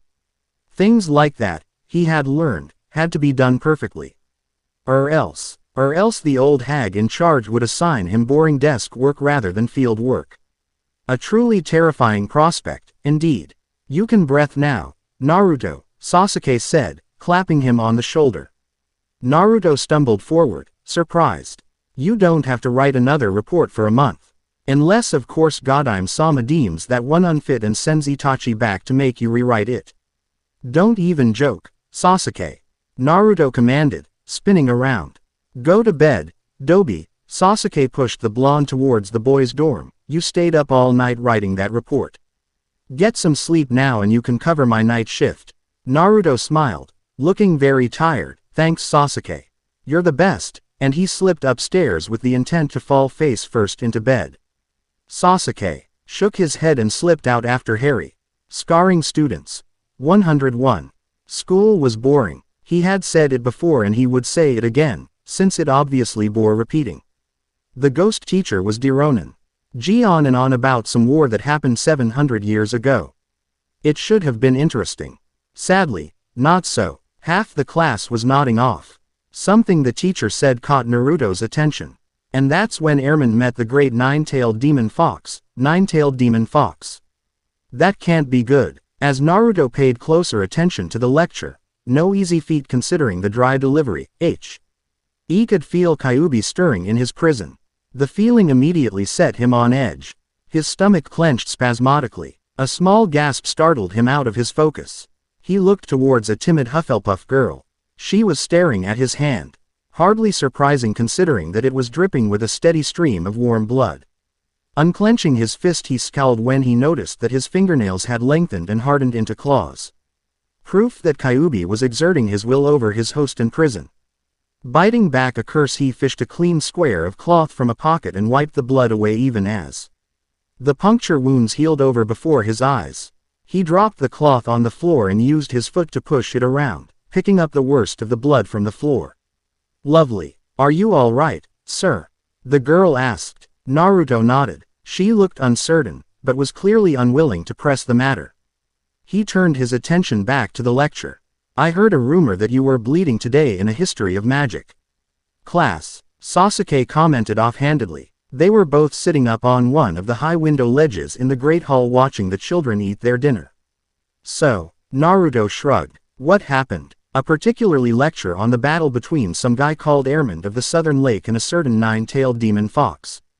This gave Sasuke pause. Oh, indeed. It seems the old fox remembers it well. And apparently they got the ending wrong. They said that the fox died. Naruto laughed without humor. How wrong could they have been? You were sure it was the same fox? Sasuke asked carefully. Naruto nodded. With the way Kyuubi's been acting up ever since he heard it, it can't be any other. Wonderful. They lapsed into silence. Naruto brooded over the lesson he had sat in for. He wanted to ask the old fox about what had really happened. Unfortunately, that took a meditation so deep that he would lose the control he had over his chakra, forcing the levels to drop. Which made the idea dangerous, considering that the only reason he was staying put on the window ledge was because of expert use of sticky chakra. I'm going for a walk, he murmured, starting to push himself off of the ledge. I've been inside for too long. Tell me when you come back, Sasuke asked. Naruto nodded and flipped off the ledge, teleporting outside before he landed. Sasuke shook his head. Show off. Of course. Naruto's antics stirred the students into a buzz of amazed chatter. And poor Sasuke had to sit through it. Naruto landed on the grass of the front grounds and dashed for the forest. It was windy. The moving air played havoc with his hair and pulled playfully at his cape. He felt like laughing. Some things could not be helped once you twisted fate's thread for her. Thanks to the Yondaime, Naruto was special. He was as much a fox as a human could get. And as such he needed to be outdoors. It was only logical. The seal could only shield him from so much, and most of the time that was enough. Naruto was mostly human, but the presence of Kyuubi in his body since the day of his birth had subtle effects on the Jinchuriki. Most of the time he was perfectly normal. Then again, most of the time he was not cooped up in a stone castle for days on end. As the case was, Naruto had cabin fever. The only thing he could think of was to get out of said accursed castle and stretch his legs. Maybe kill some deserving and evil forest creature while he was at it. A scent caught his attention. He paused to test the air. He sighed, pulled out a kunai and stuck an explosive tag on it. With a flick of his wrist he sent it careening towards the creature that smelled of so much human blood. It landed right where he had aimed, the shoulder, and the tag exploded. The creature screamed as his arm was blown off by the shinobi-style grenade. Naruto dropped down beside it and tacked it to a tree with several more kunai, these ones tag-free. Good morning, he said with a deceptively mild voice. I have a few questions to ask you. Naruto would not be surprised if he had scarred a few innocent students when he came back. It had gotten dark outside and the moon was shining as bright as it could. The torches and other various means of lighting that did not involve electricity cast eerie shadows on the Anbu captain. His mask was in both dark shadow and gleaming with pure white. His cape billowed about him majestically. He was covered in deep red blood spatter. It dripped from his mask. It clung to his cape, probably going to stain too. Blood trailed after him in interesting footprints. And his aura was mad. No one could see his face for the fox mask, but the aura that surrounded him dripped of anger. He stalked through the halls to the Gryffindor Tower. He almost head the portrait of the fat lady off its hinges as he entered. Some of the girls screamed. Almost everyone backed away and cleared a wide path for him. Sasuke, he snapped. Sasuke shot to his feet and Naruto joined him where he had been sitting by the window. What's wrong? The Uchiha handed over a handful of clean squares of cloth. Naruto gratefully accepted and took off his mask to start cleaning. He wiped the blood off his mask and hands. He shed his cloak for later cleaning. Advance forces arrived. He bit out. I ran into a couple just after I left you. They stank of human blood. I go tee some information out of them before I killed them. A few minutes later I ran into more. And then more. There must have been at least 100 or two. Sasuke considered Naruto's words. This can't be good. What's got you so worked up? Do you want to know who they had leading this pretty little escapade? Naruto's hands clenched. His nails dug deep into his palms. He did not wait for a response, an untrained child. He can't have even been any older than us and hopelessly untrained to boot. He was walking to his death and he knew it. Sasuke shook his head. I can't believe that they are in the middle of a war. The way they are fighting it is bound for failure. This Dark Lord is an idiot. I second that. Naruto sighed wearily. Problem now is that I have to find a sink to wash my cloths in. Bathroom is upstairs. Naruto nodded, gathered his things and trudged away. Harry, Ron and Hermione scurried over to Sasuke. What happened to him? Harry asked. Is he all right? Hermione looked worried. What's up with all the blood? That from Ron. Naruto is uninjured. Even if he wasn't, it would not be a matter to worry about. He was in a fight, yes. Let's just say that he came out the victor. He was in a fight. Hermione sounded shocked. Sasuke stared at her. That is what I just said, he said slowly. Hermione blushed a little. But Sasuke obligingly continued, yes. Naruto gone into the forest to blow off some steam. He ran into some trouble and took care of it. And he walks back into the school dripping with blood, Ron muttered, pale. Sasuke snorted and said seriously, it wasn't that much blood. You could still see white. Now Hermione and Harry joined Ron in paling. Sasuke felt like cackling in sheer antagonistic glee. He refrained. After all, it would not be very polite. As if he cared about that, but Tsunade would have his head if there were too many complaints about his public relations tactics. Not that much. Harry swallowed. I've never seen so much blood on one person. Sasuke shrugged. Not surprising considering how many nuisances he killed. I'm going to be ill. Hermione covered her mouth and backed away. Nuisances. What else could you call them? They obviously did not put up a worthy fight considering he didn't even get scratched. Sasuke. Naruto called, poking his head into the common room. I need your bleach. Where is it? Yujiro Tonkachi. Don't tell me you forgot your own. Sasuke sighed. Naruto shrugged. The old hag just said to bring weapons. I was tired and wasn't thinking this far ahead. It's in the left side of the bottom of my pack. The bottle. Thanks. And he was off with a carefree wave. How can he act like that right now? Harry was bewildered, along with every other Gryffindor student. Defense mechanism. Naruto's like that. Sasuke shrugged. He rarely gets angry. He hardly ever gets sad. People follow him because of his blind determination and unwavering optimism. You included. Sasuke glanced at Harry and shook his head.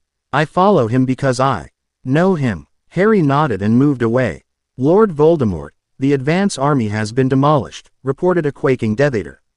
Voldemort glared at him in the dusky light of his lair.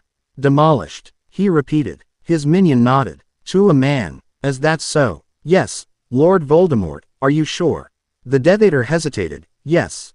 How? We don't know. Voldemort felt like swearing, but that would not do, so he held his tongue.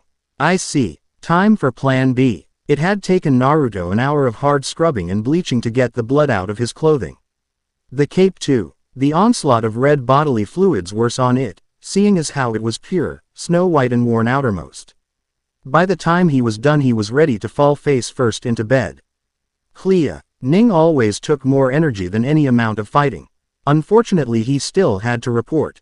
Sleep had to wait. Good morning, he greeted Professor McGonagall. Good morning Mr. Uzumaki, she returned. May I inquire as to the meaning behind this meeting? Voldemort has sent an advance army to the castle, Naruto said bluntly. McGonagall started to her feet, fear rolling off her intangible waves. Naruto continued. I encountered them in the forest and took care of them. They were led by a child, approximately Harry's age, dressed in a white mask and a black cloak. He is dead. McGonagall sat down, shocked.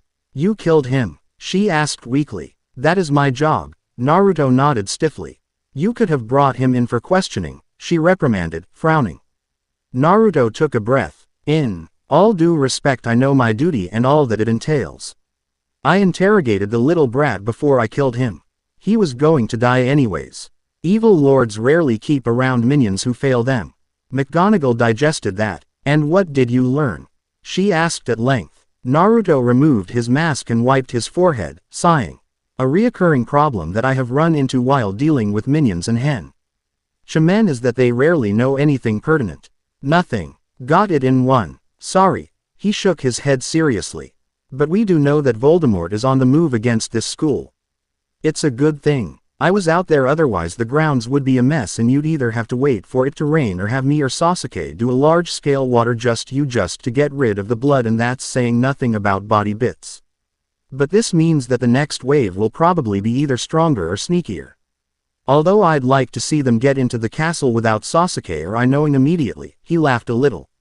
McGonagall was baffled as to what is so amusing. She did not venture to ask. What was the point? From past experience she knew that she would only get more confused. Dealing with those two Anbu was like that. If you have nothing to ask me, Naruto stood, then I'll let myself out. He waited for a second and left, putting on his mask as he walked through the door. How did it go? Sasuke asked when Naruto met up with him in the hall. It was between morning classes and Sasuke was escorting Harry. Naruto shrugged. Not too bad considering I had nothing to tell her. Not nothing. Sasuke pointed out. The first move has been made and countered. The go game has begun. They laid down their handicap stones and you immediately surrounded and conquered. Now they have to think of something else. A go game, Naruto thought about it. They do have a handicap too, don't they? This is their home territory and they have greater numbers. You would think, looking at it with only those facts, that we would deserve the handicap, Sasuke joked. Naruto laughed. It's a nice thing that we're so darned good at our job, he quipped. Let's just hope that it's not our downfall. Well, at least we know that these magical creatures die just like anything else. Like any stone can be captured. I honestly have no idea what is going on, Sasuke admitted. It was Quidditch seas. On and the Anbu guards were watching their charge zip around the pitch on his broomstick. Harry had explained the game in great detail with the aid of Ron, who, Naruto and Sasuke learned the hard way, turned out to be a fanatic. But even the basics were still beyond their grasp. Me too, Naruto laughed weakly, his stomach churning at the sight of their charge weaving through the air on a flimsy stick. This is making me sick. Dobby. There was no contempt in Sasuke's voice, it was more of an agreement without actually agreeing. People aren't meant to fly. Naruto whined. Sasuke would have. He nodded, but a particularly sharp dive stopped his heart. They both tensed. I'm starting to hate this job, Sasuke muttered. Naruto nodded dumbly. Something caught their eyes. The trees in the forest quivered unnaturally. Naruto frowned. I'll be back, he said, standing up. Sasuke did not like being left behind when there was possible action ahead, and he would have protested if not for their contract. Stupid contract. Just as Naruto landed, creatures with the scent of bloodlust on them broke through the forest edge, spilling onto the school grounds. Sasuke swore and leapt after Naruto to help him out. The two Anbu landed in the middle of the melee with weapons drawn and already slashing viciously. Blood sprayed through the air. The creatures turned to fight the two humans in their midst. The audacity to think they could stand against them. Kujibushin no Jutsu. Naruto screamed, creating a dozen more fox-masked clones. Kaden. Breath of the Dragon no Jutsu. Sasuke called, breathy, ing fire hot enough that it turned all in its path to ashes in an instant and a puff of red steam.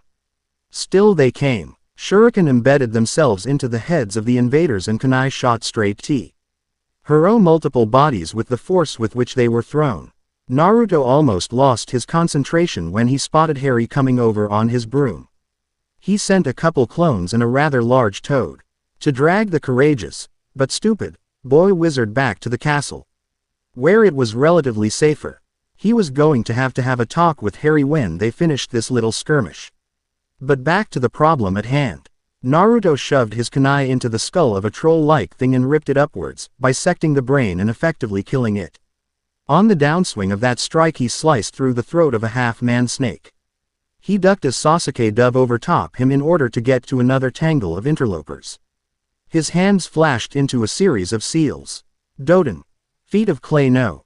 Jutsu. The creatures nearest him started flailing wildly as their feet were swallowed by the very ground they stood on, pinning them. Sasuke took that advantage and hit the trapped creatures with a lightning jutsu. The smell of burnt flesh and spilled blood only egged Naruto on, Kyuubi reveling in the feel of the battle. Naruto laughed as he felt the power of Kyuubi pushed to the surface. His fingernails lengthened and hardened into deadly claws. Behind his mask his irises bled red. Crimson chakra crackled around him, sparking and flaring. Using one kunai and the claws of his free hand he tore wide swaths through the crush. All too soon, for Kyuubi's liking that is, they ran out of creatures to tear through. Naruto stood with Sasuke, their breathing just starting to grow heavy, in the midst of the field of corpses. The only sound that could be heard by human ears was the wind blowing through the trees. To the ears of the shinobi there was also the drip of blood as it oozed out of corpses and the panic murmur from the school. "This is going to make one big bonfire," Naruto commented caustically. Sasuke laughed. "Shall we start clean up now?" Naruto thought about it. "Let's save a few heads. For warnings." Sasuke nodded. "To put in the forest for whoever sent these." "Of course. This is the second time he's tried to get to the castle. I think it's time we sent him a thank you note." Sasuke and Naruto watched the pile of bodies burn until it was nothing more than smoldering ashes. At that point Naruto performed a water just U that swept the remains into the lake. His clones were still keeping an eye on Harry and the other students inside the school. They had even delivered their report to McGonagall through the clones. "You think he'll get the message?" Naruto asked. "I think so. It was a little blunt after all," Sasuke said, amusement lacing his voice. They had sent their clones out into the forest with armloads of decapitated heads to scatter in plain view as a warning against anyone else who thought they could make it to the school. Let that be a lesson to their Dark Lord. No one messes with Anbu on a contract. To do so was certain death, especially when said Anbu happened to be an Uzumaki and an Uchiha. Paired up. "You hurt, Sasuke?" "Not that I can tell." Naruto nodded. "That was good. It's going to rain," Sasuke commented. Naruto looked up to the sky. He tested the air with his nose. "Won't start for another hour or so," he said, "but we should go inside and start washing up or something. Best get the blood out before it sets and stains." Way to get more bleach from Itachi next time he comes," Sasuke sighed, picking at the edge of his red and white cape.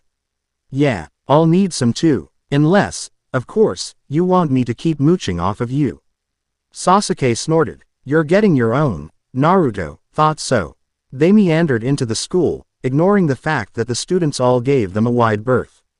Naruto nodded smartly to the clones they passed. They nodded back but did not vanish. Naruto still needed them present. A couple of befriended foxes tripped around his ankles. He bent down and whined some requests, sending them darting down the halls, out of the castle and into the forest to do some reconnaissance. It took them 3 hours in total to get their cloths clean. On top of that they still had to mend the rips and tears in the articles of clothing that could be salvaged. Sasuke had to throw out his pants because they were not just torn up, they were shredded. Naruto's cape turned into cleaning cloths. It seemed that they were going to have to order more than just bleach when Itachi came for the monthly report. "The old hag's going to kill me," Naruto moaned as he looked at what used to be his cape. "It's not my fault you go through capes like Choji goes through bags of chips," Sasuke said without a hint of sympathy. Naruto scowled at the Uchiha over his mending. He was holding his torn shirt in his hand, fully stitching the fabric back together. The sight baffled the entire Gryffindor population. These two, who they had just watched massacre a small army of dark creatures, were sitting by the fire mending their clothing like muggles. It made no sense. "I didn't even think to bring a spare, too. You'll just have to suffer then. I can't wander around in half a uniform." Naruto wailed and jabbed his finger on his needle. "Not my problem." Sasuke did not look up from his own mending. Naruto huffed. "Heartless jerk." "Thanks. That wasn't a compliment," Naruto protested. Sasuke grinned at him. "I know. But how I take it is my business," he sassed. "When's Itachi coming again, anyways?" Naruto asked. switching subjects with all the talent and precision of a child on a sugar high. Give him another week or so. It shouldn't be too long now, unless he's on a mission and can't make it on time. A week or so out of uniform while on active duty, Naruto mused to himself, it's a good thing we're far from home. A week's not that long, Sasuke said as he cut the thread and admired his handiwork. Where'd you learn to sew so good? Naruto demanded, leaning over to see. Sasuke smirked. Harringtoned Hinata when she was teaching us, he boasted. So you cheated. Naruto seethed. Sharingan is not cheating. Sasuke sniffed delicately and started on another rip. Sure it is, Naruto protested. Then I guess Kyuubi's cheating too. You bet, but it's only fair that I charge the old fox rent every once in a while. Besides, he likes it when I let him help me fight. Sasuke said nothing. Who's this Kyuubi person you guys keep talking about? Ron asked. Naruto laughed nervously. That's Kyuubi not Kyuubi, he corrected. Whatever. So who is he? You keep dodging the question whenever we ask. Kyuubi is a very old acquaintance of mine, Naruto said. Ron looked like he wanted more. So he continued, other than that it is highly personal and somewhat painful. Oh. Ron looked chagrined. Sorry, no problem. Just please stop asking, okay. Unfortunately, his reaction got Hermione curious and the girl made an unobtrusive beeline for the library. Naruto and Sasuke noted her departure absently. Thinking nothing of it. Itachi-san, Naruto exclaimed on the top of his lungs. Itachi stumbled back, holding his palms over his ringing ears. He had just arrived, teleporting as loose to the chakra signatures of the Anbu leader and his younger brother as was safely possible. Thankfully it was not in the middle of the Great Hall again. Rather it turned out to be the Quidditch pitch. Harry was practicing. Uzumaki. Itachi greeted. Itachi, can you bring us some stuff from home? The Jinchuriki begged, putting on an adorable face. What kind of stuff? And why aren't you wearing your cape? It is part of the uniform, you do know. I know. Naruto sighed. That's one of the things that we'd like you to get. See, Sasuke and I both need more cleaning supplies. Sasuke. He needs another pair of pants and I need a new cape. There was another attack, only bigger this time, and our clothes kinda got shredded. Bet the students enjoyed that, Itachi said with a hint of sadistic sarcasm. Naruto laughed. Actually I think we scarred them for life. We came in dripping blood and monster bits all over the floor. And that was after cleaning up the worst of it outside. Itachi shook his head. Do you have the report? He asked. Naruto nodded. I wrote it up a couple nights ago since I didn't know when you'd be here to pick it up, he explained, handing over the scroll he produced from one of his many vest pockets. Good. I'll bring you the equipment you requested.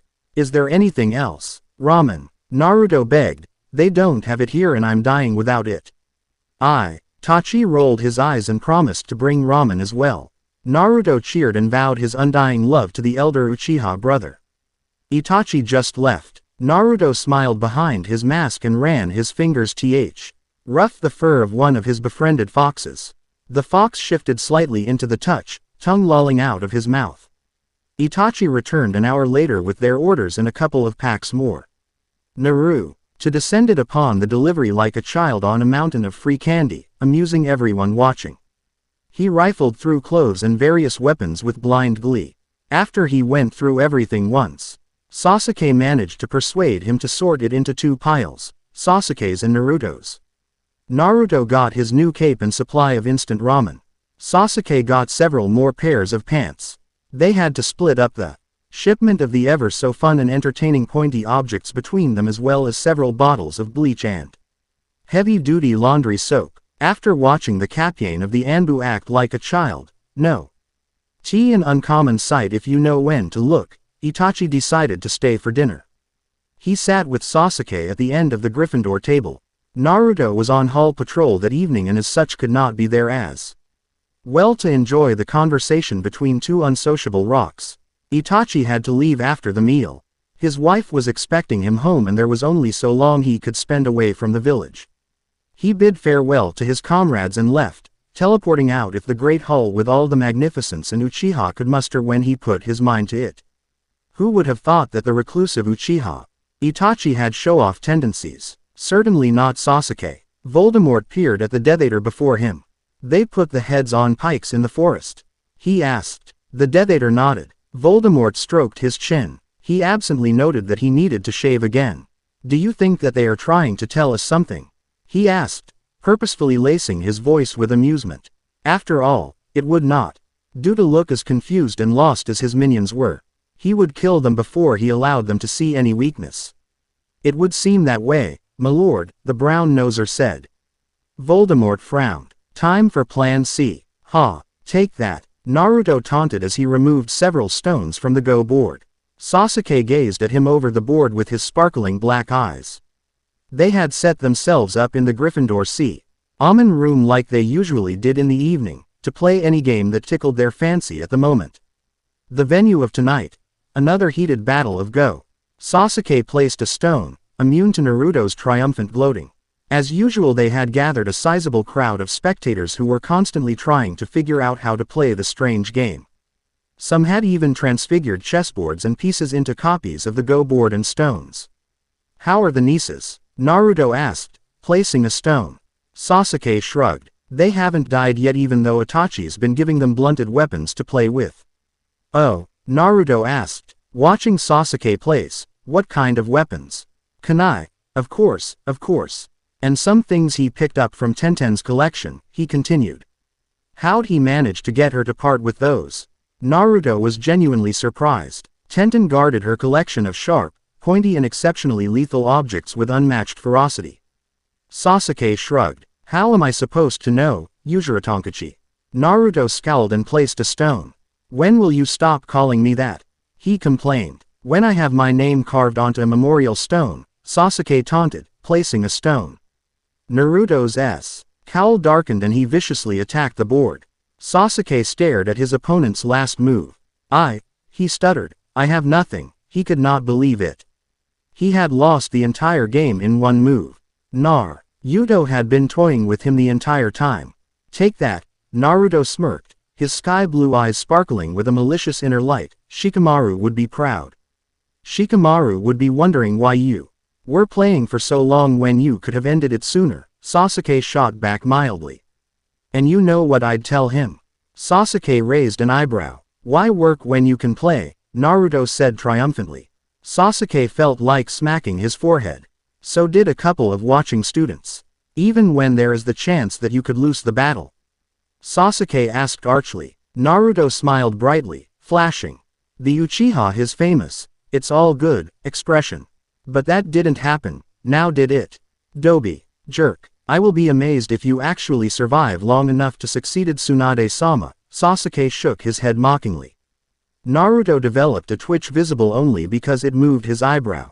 Snake kisser. The blonde snapped, eyes flashing. Fox lover. Sasuke tossed back, feeling just a little playful in a very wicked way.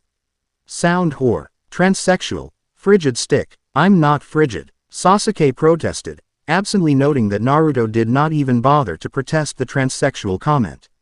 You got all the girls in the village panting after you, and what do you do? Nothing. That's just weird. They're shallow, talentless, vindictive children who can't take a hint. Sasuke defended. You forgot obsessed, Naruto said pointedly. Sasuke nodded. That too. Right. Now where were we? You called me frigid, you dead last reject. Sasuke smirked grimly.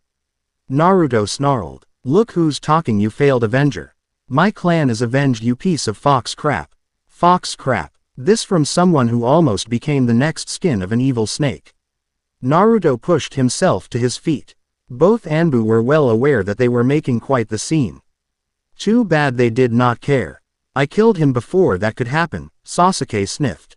Naruto snorted. With my idea, how'd you get to his dirty book collection anyways? An Uchiha can slip past anyone. Said Uchiha boasted. Except me, you cheat, how? Sasuke tapped his nose, indicating clearly to Naruto what he meant.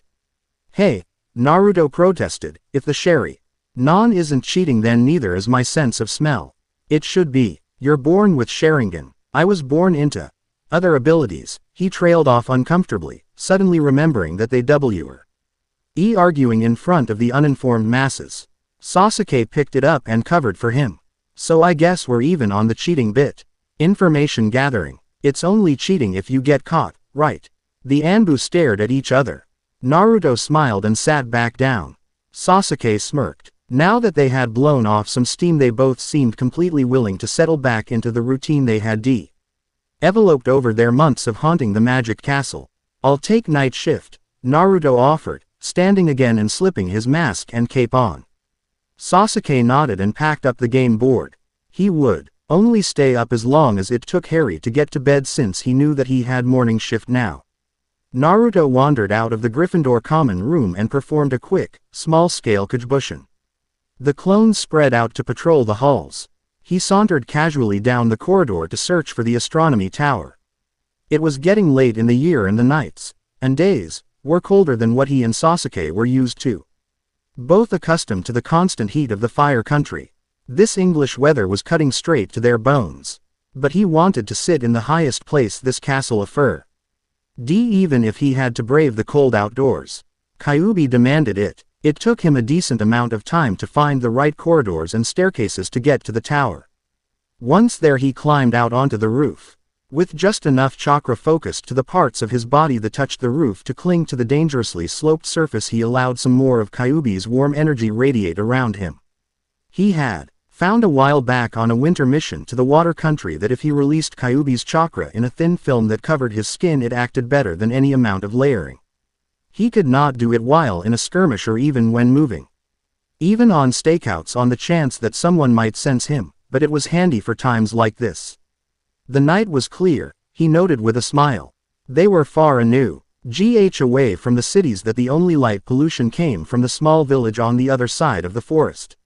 Even that was minimal, although the stars were slightly different from the ones that sparkled in the skies of Konoha. Naruto was pleased to find several constellations that he recognized. The turtle, the bear, and the dragon, to name three. One of these days, Naruto said to himself, I probably won't have much time to do this. He sighed and reached a hand up to grasp at the stars. His hand closed on nothing. He sighed again. Something in the wind caught his attention. He glanced down to the forest. His eyes widened in shock and surprise. Holy crap, he exclaimed, jumping to his feet to get a better look. Unless his superb night vision was deceiving him, giant people were wading through the forest, coming towards the school. Holy crap, he repeated under his breath. Acting with practiced ease, he summoned a toad. Get Sasuke. Tell him that the castle is under attack again. I'll be in the forest, he instructed.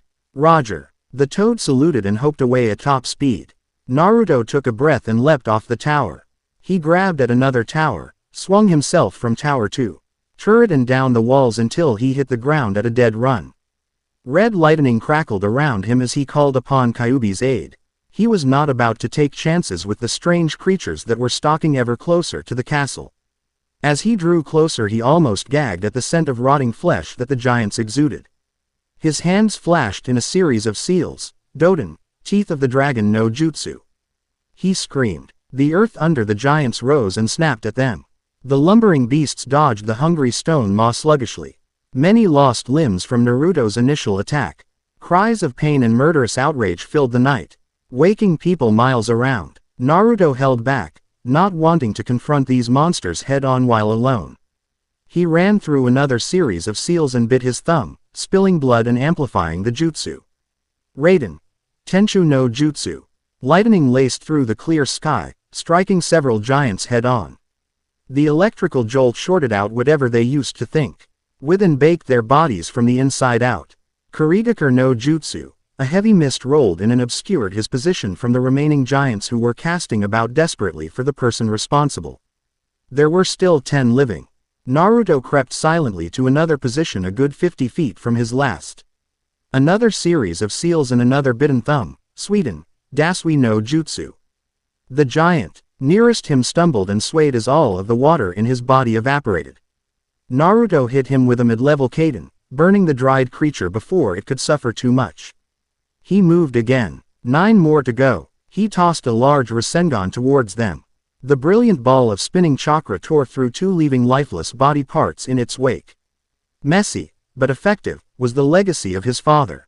Quote, Mokuden. Dance of vengeful trees no jutsu. The forest lurched to life. Branches swung and impaled many of the giants, killing 3 more. The others escaped with their lives, but every single one was bleeding heavily. They lumbered around, stumbling in pain and abject rage that some unseen foe was getting the better of them. Naruto rolled out of the way of a foot as long as Sasuke was tall. With a grand leap he slashed one giant's carotid artery and embedded a series of shuriken into its skull.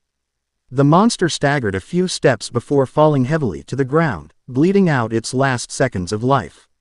On his descent he launched an assault on another giant, piercing the creature's eyes with carefully thrown senbon that tore the soft flesh and lodged themselves in the brain. Another giant stumbled to its death. 2 more to go, and those 2 were taken care of by an intense Kaden Hikami no Jutsu. Naruto stilled, panting a little. He had used a lot of chakra trying to keep the fight from getting out of hand. He spread out his senses, carefully checking the battlefield for any living. None. Now he had to walk back and Sasuke was going to give him grief for not waiting for him. Wonderful. Naruto and Sasuke ended up trading off the night shift. Sasuke met up with Naruto on his way back. The Jinchuriki debriefed his partner on the skirmish with all the necessary detail and, surprisingly enough, very little boasting. When they got back to Hogwarts Castle, Sasuke all but ordered Naruto into bed. Using that much chakra was dangerous even for Naruto and he needed a good night's sleep to recover. So Sasuke ended patrolling the halls, his own clones spread throughout the far reaches of the corridors and passages instead of Naruto's. The rest of the night was uneventful, and Sasuke was bored out of his skull. In the morning Naruto was jostled awake by his fox friends fighting over his bedroll. He swatted them away from his face, sneezing a little as their tails tickled his sensitive nose. He rolled over and noticed Ron staring at him. The redhead was sitting on his own 4-poster bed and was watching the scene with confused interest. "Morning," Naruto groaned. He stretched under the covers. "Morning," Ron said in return. "Why do they like you so much?" "Who?" Naruto wanted nothing more than to bury his head back into his pillow and go back to sleep. But he had to get up. "Those foxes." He pointed to the gambling balls of fur that were tumbling pell-mell over their human friend. Naruto sighed and sat up, dislodging one of the smaller ones from its perch on his chest. "These guys?" Naruto asked, blinking sleep out of his eyes. "Don't know how to explain it. Guess they think that we're alike." "Why would they think that?" Naruto shrugged. "Who knows, maybe I smell like a fox," he said with a hint of sarcasm. "What are you doing up anyways?" "Couldn't get back to sleep," Ron glowered sullenly. "So you decided to stare at me till I got up?" Naruto was a little amused. Ron flushed. "No," he protested. "Good. Otherwise I'd have to sick these little critters on you as a wake-up call every morning for a month." Naruto smiled brightly, making the threat seem all that more frightening. Ron shivered involuntarily. Naruto smiled down at his furry friends. At least here foxes weren't hated like they were back home. He playfully tugged at his sleeve as of the older foxes clamped down on it and teasingly tried to pull it off his shoulder. They competed over the sleeve for several fun-filled minutes. Naruto played silently. Ron watched in amazement, as the slight fighter acted like a child in a pen filled with puppies. Only quieter. Much, much quieter. Even the foxes were quiet. Not silent, but quiet. It was eerie and very unnatural. Seamus woke before anyone else. He crawled over to watch Naruto play with his foxes. Naruto paid him no mind. Next one up was Dean. He didn't stick around for long, staying just to change into his school robes. After Dean it seemed like everyone else got up all at once. Harry woke to a fox peering down his nose at him. Naruto laughed as his charge screamed and leapt out of bed, away from the strange creature. The fox skittered away, startled by the reaction. It hid under Naruto's arm, shaking a little. Naruto chided Harry for scaring the poor creature. "What did you scream for?" he asked mildly, petting the quivering fox. "It's not like she bit you or anything. It was staring at me." "You'd scream too," Harry protested, clutching his chest. "Actually no, I wouldn't. I've been trained to wake up silently in any situation," Naruto stated. "It's handy when you're tied to a chair with interrogators just waiting around you. If you can pull it off well enough they won't even realize you're awake before you can hit them with a jutsu and cut the ropes." Cut the ropes. It's probably a good thing only Ibiki's clued in that he has to tie you up with chains instead, Sasuke joked, standing in the doorway. Naruto flashed him a grin. Good thing he's a leaf and not one of our enemies. If he was an enemy, would you have let him live long enough to learn that little tidbit? Sasuke asked archly. Yeah, right. Naruto laughed sharply. You know as well as me that anyone who managed to capture me didn't even get to live to regret it. Akatsuki included. Good thing too, considering. Sasuke leaned against the door. McGonagall is going to want a debriefing about last night soon, right? I'll do that before breakfast. Sasuke nodded. And take the brat with you. I need some sleep. You wouldn't wake up for your shift, so I had to cover. And he kicked Naruto physically off the bedroll and instantly fell asleep. Naruto gathered up his fox friends, allowing his partner to get some undisturbed rest. Naruto stood in front of the head table, back to the teachers, Sasuke standing one pace behind him on his left.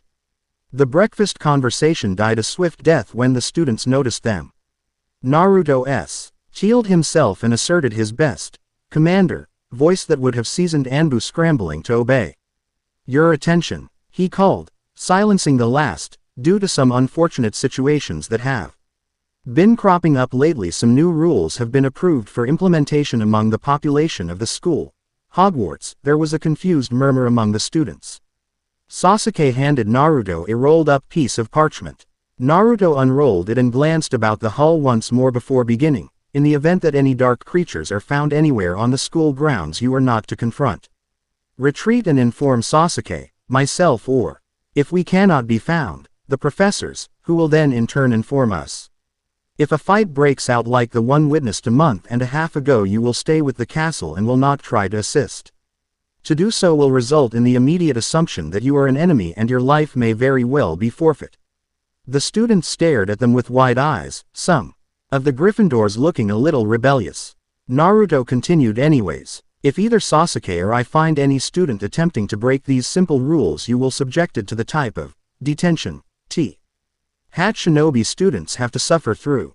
These conditions have been approved by all of the professors, so there is no point in protesting. If you have a problem with it, then suffer, and the Anbu stepped down. Returning to their accustomed posts. The buzz of animated conversation rose to almost deafening levels. Voldemort felt like screaming in frustration.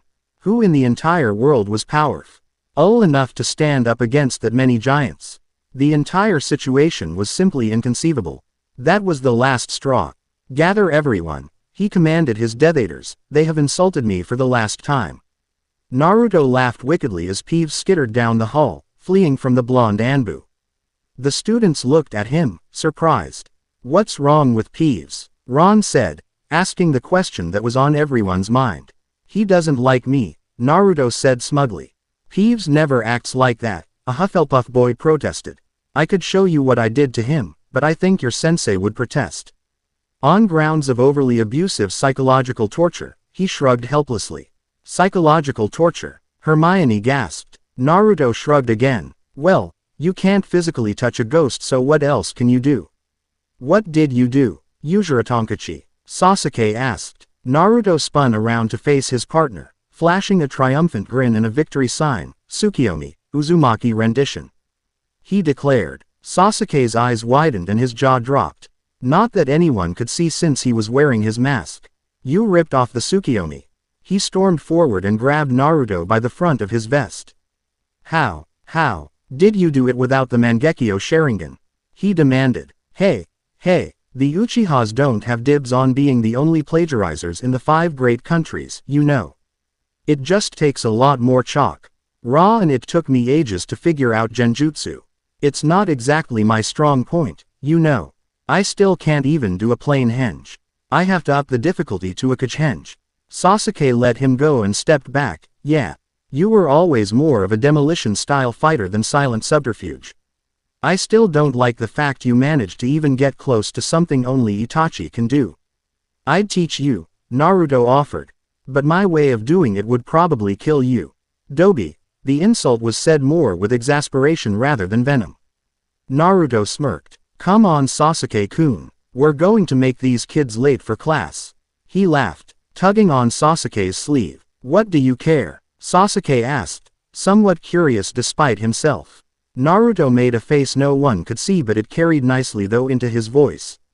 Like I want these kids to turn into Kakashi-sensei.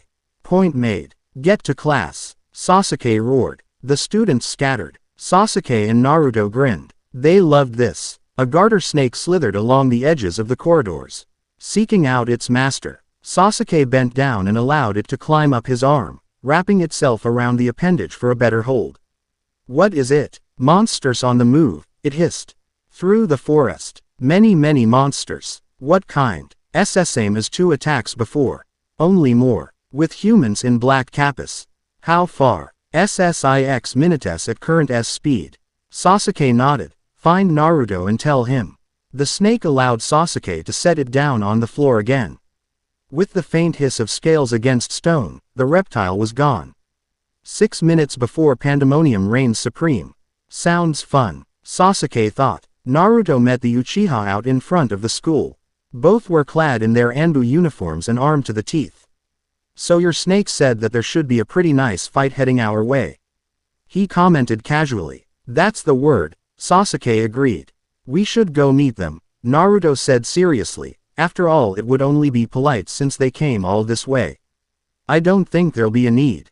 They're here, and the host of Death Eaters and dark creatures broke through the forest line. The Anbu stepped forward, away from the castle. Yo, Naruto waved. So you finally decided to show your ugly faces.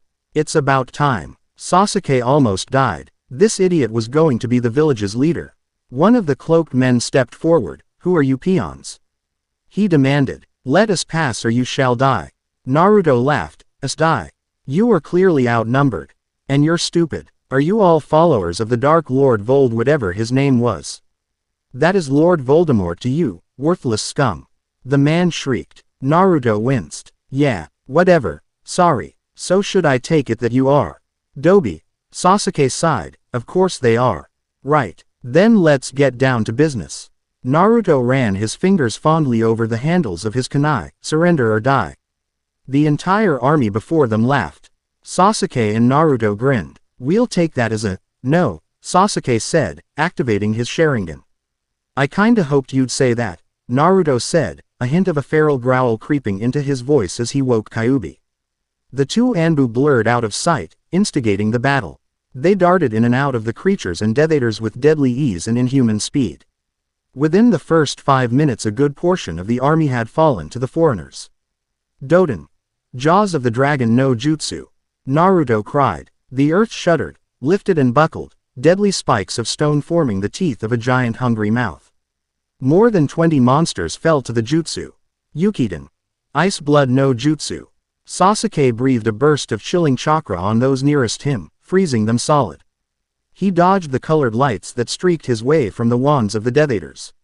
He no CED that Naruto had performed a large-scale Kujibushin, increasing their numbers exponentially.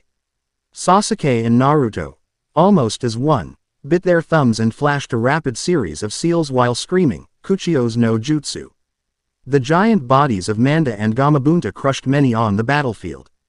Naruto and Sasuke surveyed the now panicking army from on top of their summons heads. What do you think you're doing calling me here, brat? Gamabunta demanded crossly. Hey, Naruto protested, it's me and Sasuke up against an army. You gonna help us out? Gamabunta looked down at the battlefield around him. Looks like you kids were doing just fine, but I'm bored, so I'll help you out for a bit, he agreed as he lifted a giant foot and stepped on a cluster of monsters. Thanks. Naruto cheered. Ian while Sasuke and Manda were having a conversation of their own. Long time no see, Manda-sama, Sasuke said respectfully to his ally. Sasuke-sama, Manda greeted in return, flicking his tail and sending several monsters flying into the lake. Sorry for calling you. Naruto and I were a little outnumbered, he apologized. At least you have more respect than your late master, Manda sighed and snapped at a particularly large clump of creatures. I can only stay for a minute. That's all we'll need. Destruction reigned supreme for what seemed like an eternity as the 2 giant summoned creatures did their jobs. Within minutes of their arrival the snake and the toad vanished, leaving Sasuke and Naruto to freefall back into pandemonium. They both landed expertly, Naruto swinging his kota. Kai and Sasuke carving creatures up with a deadly shinobi-katana. Blood and body pieces flew through the air, bathing all indiscriminately. Until Naruto was struck from behind by a blindingly green light. The Jinchuriki screamed as the killing curse tore through his body. Kyuubi would not permit his host to die, but the curse weakened the seal, allowing the fox's chakra to explode around him. Sasuke cursed viciously and ran for his life. Everything living that the red chakra touched was incinerated almost instantly. The force of the pure, inhuman energy tore into the ground, sending rocks and dirt shooting outwards at high velocities. All of the creatures that were not incinerated by the chakra were struck down with the projectiles. Naruto fell to his knees, gasping and coughing up blood. The chakra storm around him died down, revealing that the entire Dark Army was destroyed. With a shudder, the Jinchuriki collapsed. Sasuke teleported to his partner's side and checked his vitals. The prognosis was not very positive. Swearing as intensely as he possibly could, he created a Kajibushin clone and sent it to the Hokage. He ripped a sleeve off his shirt and wrapped it around the worst of the chakra-inflicted wounds. Trying to stem the flow of blood, Naruto was not healing the way he normally would because, Sasuke suspected, too much of Kyuubi's chakra had been released. With a grunt, he lifted Naruto into his arms and trudged into the castle. He was met at the doors by Professor McGonagall and a few other professors. They were all pale. "We need to get him to the hospital wing," McGonagall stuttered. Sasuke nodded and followed her through the halls. When they got to the hospital wing, Sasuke refused to allow Madame Pomfrey to treat Naruto. "You will not touch him," Sasuke snapped, standing over his bleeding friend. "Kunai out and at the ready." "Young man, I don't care what you say. This boy must be treated or he will die," Madame protested. Sasuke snarled, "You think I don't know that? But no one touches Naruto when he is like this except Hokage-sama. He's unstable enough as it is. He doesn't need an inexperienced medic tending him. You saw what he did outside." But Madame was cut off by a series of pops and clouds of smoke. Sasuke finally moved out of the way. "Hokage-sama," he nodded smartly to the tall, busty blonde woman who had just arrived. "Sakura-kun, Jiraiya-sama." So that was what had taken her so long, Sasuke thought, nodding mentally. "Naruto," Tsunade gasped, paling at the blood that spilled out of the boy she treasured so much. Sakura and Jiraiya's reaction was just as intense. Sakura choked back a sob and Jiraiya swallowed hard. None of them had ever thought they would see their sunny Anbu captain in this condition. Steeling herself, Tsunade rolled up her sleeves and started barking orders to Jiraiya and Sakura. She and Sakura both disinfected their hands and arms up to the elbow and prepared for surgery, Medicman style. "Jiraiya, check on the seal," she ordered. "Sakura, help me with triage. We have to stop the bleeding soon. Sasuke, we'll need you to perform chakra infusions if you can." Sasuke nodded. "Whatever you need," he promised. Soon, Aide and Sakura made short work of Naruto's clothing, tossing the destroyed outfit to the side. It landed on another bed, the blood staining the clean blankets upon contact. The Hokage's hands started glowing with visible chakra as she prepared to assess the internal damage. Her hands passed through Naruto's body the same way a ghost drifts through stone walls. Sakura choked back another sob as she saw her sensei's face tighten. That was not a good sign. Sasuke scowled and prepared himself to be useful. He stripped off his cape and mask, tossing them to the side so that they were not in the way. Quickly he washed and disinfected his hands as well. Tsunade said they might only need him for chakra infusions, but he would not take chances in an operating room. "The seal has weakened a little," Jiraiya said heavily. "Sasuke, what happened?" Gamabunta and Manda had just left the battlefield when Naruto was struck from behind by a green light. "I do not know what it was supposed to do, but what it did manage to do was make Naruto release all of Kyuubi's chakra at once. Nothing is left of the army now," he explained as briefly as he could. Jiraiya scowled. "A green light. It would be a killing curse," Madame Pomfrey offered. "A killing curse. That could account for the weakening of the seal," the Sannin nodded. "Sakura, you start with his lungs. I'll take the rest of the chest," Tsunade instructed. "Go slowly. Don't rush," she coached, probably more for herself than her apprentice. Sakura took a breath and sunk her chakra-soaked hands into Naruto's lacerated chest. Jiraiya, can you tamp down Kyuubi's chakra? Sasuke, you take care of Naruto's. The two men nodded and moved closer in. Sasuke rested his hands on Naruto's head.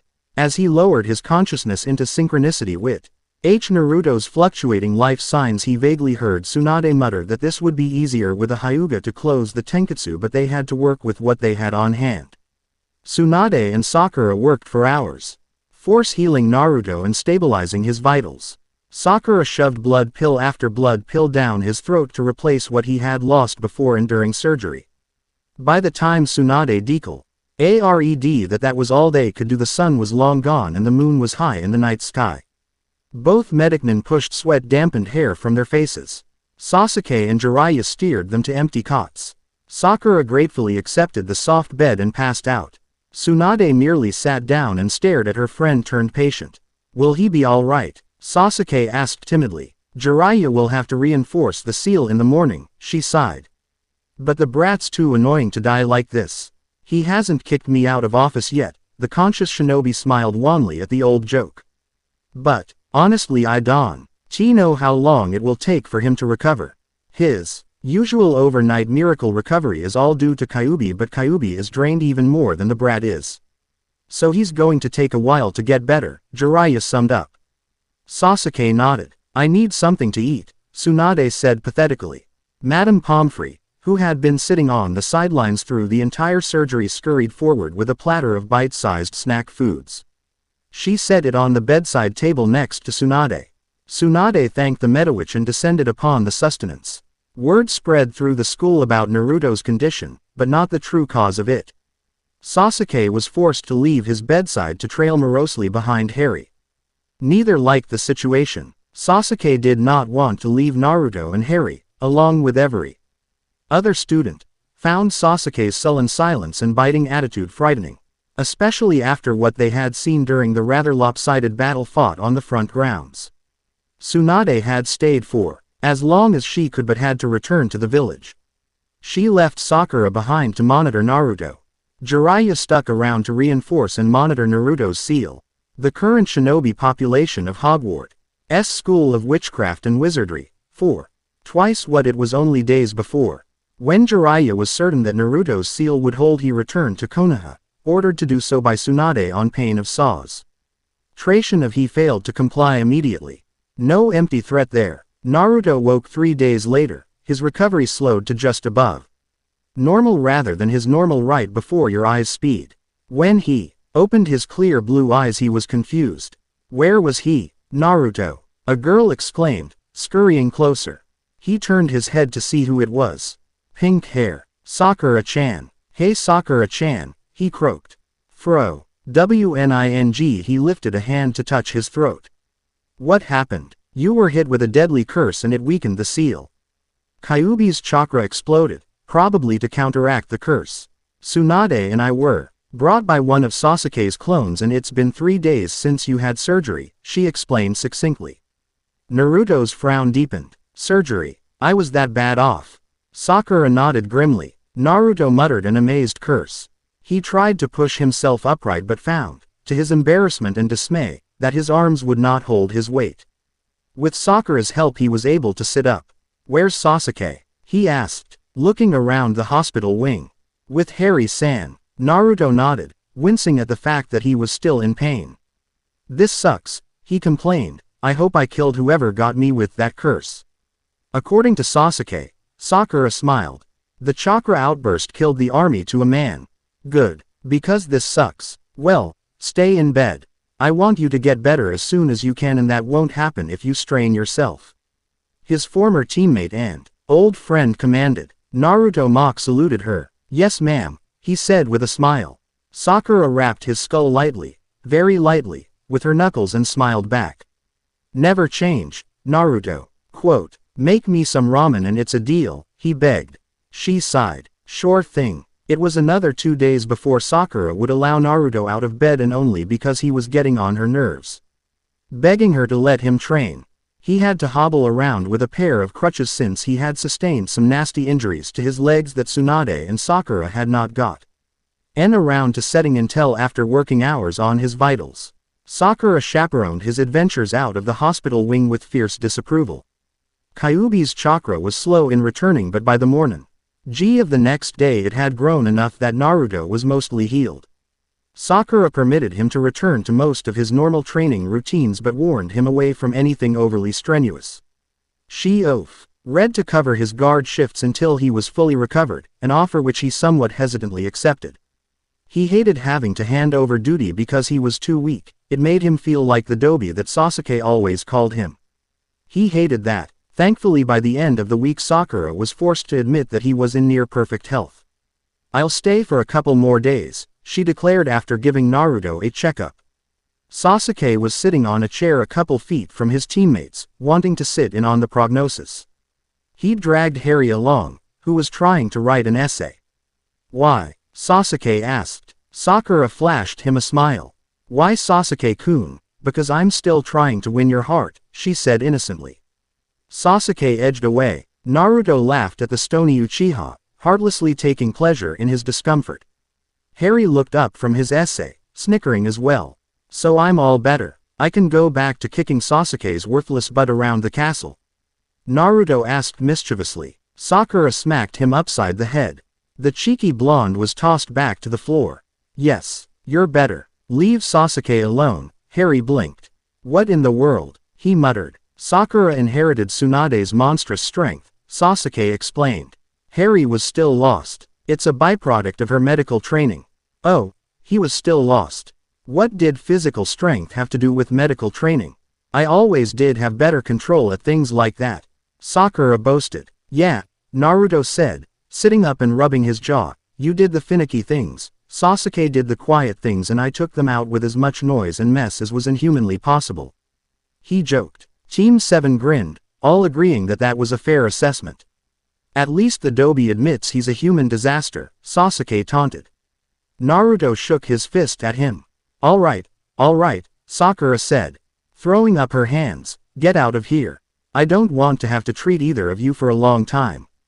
After this I'm starting to see why Tsunade-sama gets sick at the sight of blood. Now get out." She chased the three boys out of the hospital wing. Sakura left Hogwarts a week later. Both Naruto and Sasuke, and by default, Harry, were there when she telephoned. Ported home with a backpack filled with potions given to her by Madame Pomfrey to take apart for analysis. Neither of the boys could understand how Sakura could co-op herself up in a lab for days on end just to figure out the chemical composition of a potion, but they said nothing because they knew she loved her work. "That's going to keep her happy for a while," Naruto commented as the cloud of smoke cleared. Sasuke agreed. "I'm glad she's figured out what she wants to do. It keeps her off my back." "Ah," Naruto mocked, "you poor boy." Sasuke scowled at him. "Shut your mouth, Dobby. Make me, jerk." Naruto stuck his tongue out. Sasuke swiped at him but missed narrowly. They jogged back into the castle. "Voldemort's dead," Harry said flatly. "Are you sure, Harry?" Hermione asked, concerned for her friend. Harry nodded. "I'm sure. I can't feel him anywhere. He's dead. But I thought that you were the only person who could kill him," Ron protested. "Obviously not," Hermione murmured thoughtfully. "Then again, if he was caught in that, I'm not surprised." "What are you talking about, my own?" Ron asked with no little exasperation. Hermione glanced over to the Anbu, making sure they were out of earshot. "You know that Kyuubi person they're always talking about. What about him?" Harry asked. "Look at this." She pulled a book out of her bag and flipped it to a marked page. There was a picture of a giant demon fox with 9 swirling tails, glaring balefully at them. "What's that?" Ron breathed. "That's Kyuubi," Hermione said, "a demon fox that supposedly was killed almost 20 years ago in a remote province in Japan." "Are you sure that they weren't talking about a different Kyuubi?" Harry asked, hesitant. "It's possible but unlikely," she admitted. "Didn't you notice that they're always referencing an old fox? Single quote. I think Hermione might be right." Ron swallowed hard. "But what does it have to do with Naruto?" Harry asked, still not convinced. "I'm not sure," Hermione deflated. Across the room Naruto was having a silent panic attack. His sharp hearing had caught their conversation even through the din of the common room. Sasuke was watching him curiously. What's wrong, Uzuratonkachi? He asked. Naruto looked at him with stricken eyes. They know, he whispered. Sasuke frowned. Who knows what? Harry's friends know about Kyuubi. Sasuke swore. It'll be alright. They can't know everything. They don't know that he's inside me. They just know that I know him. Very well. Naruto clenched his hands into fists, fighting down his irrational fear. So where's the problem? Sasuke asked. Naruto worried his lower lip. What if they find out he's in me? Well, we have given them enough hints, Sasuke said with brutal honesty. Naruto's stomach clenched. He turned a little green. Standing quick enough to send his chair skittering back, he raced from the room, heading straight for the bathroom. Sasuke blinked, not expecting that. Dobi, he said even though Naruto could not hear. A glance at Harry, Ron and Hermione told him that they had noticed the blonde's swift retreat. Ron looked scared and wary. Hermione looked a little worried. Harry looked confused. Sasuke shook his head to himself. This was not good. It took Naruto a while to gather the courage to come back down after emptying his stomach of all contents and then some. When he did, he stuck to Asuke's side as if the expressionless Uchiha was a lifeline. Then again, he probably was. Kyuubi was the one subject that Naruto was so sensitive to that as was a genuine weakness. His entire childhood, he had been ostracized because of the fox, and that kind of torment left indelible scars on a person's soul. While he had gotten used to the fact that he was host to a powerful fox demon, he feared people's reactions to the knowledge. It had taken him years to tell his friends the truth to his insane amount of chakra. When he had worked up the courage with the support of Sasuke, who knew because Orochimaru had mentioned it upon more than one occasion, as well as Tsunade and Iruka, he had been so scared that he had been shaking uncontrollably. Every movement was interpreted as offensive, and he winced away from even the slightest twitch. Now was not much better. Naruto liked these kids. It would kill him inside if they started fearing and hating him like the villagers. Calm down, Dobi, Sasuke advised. They only have half-baked suspicions. Hermione is like Sakura, smart enough to know when she doesn't have all the facts. That will hold them back from making any accusations.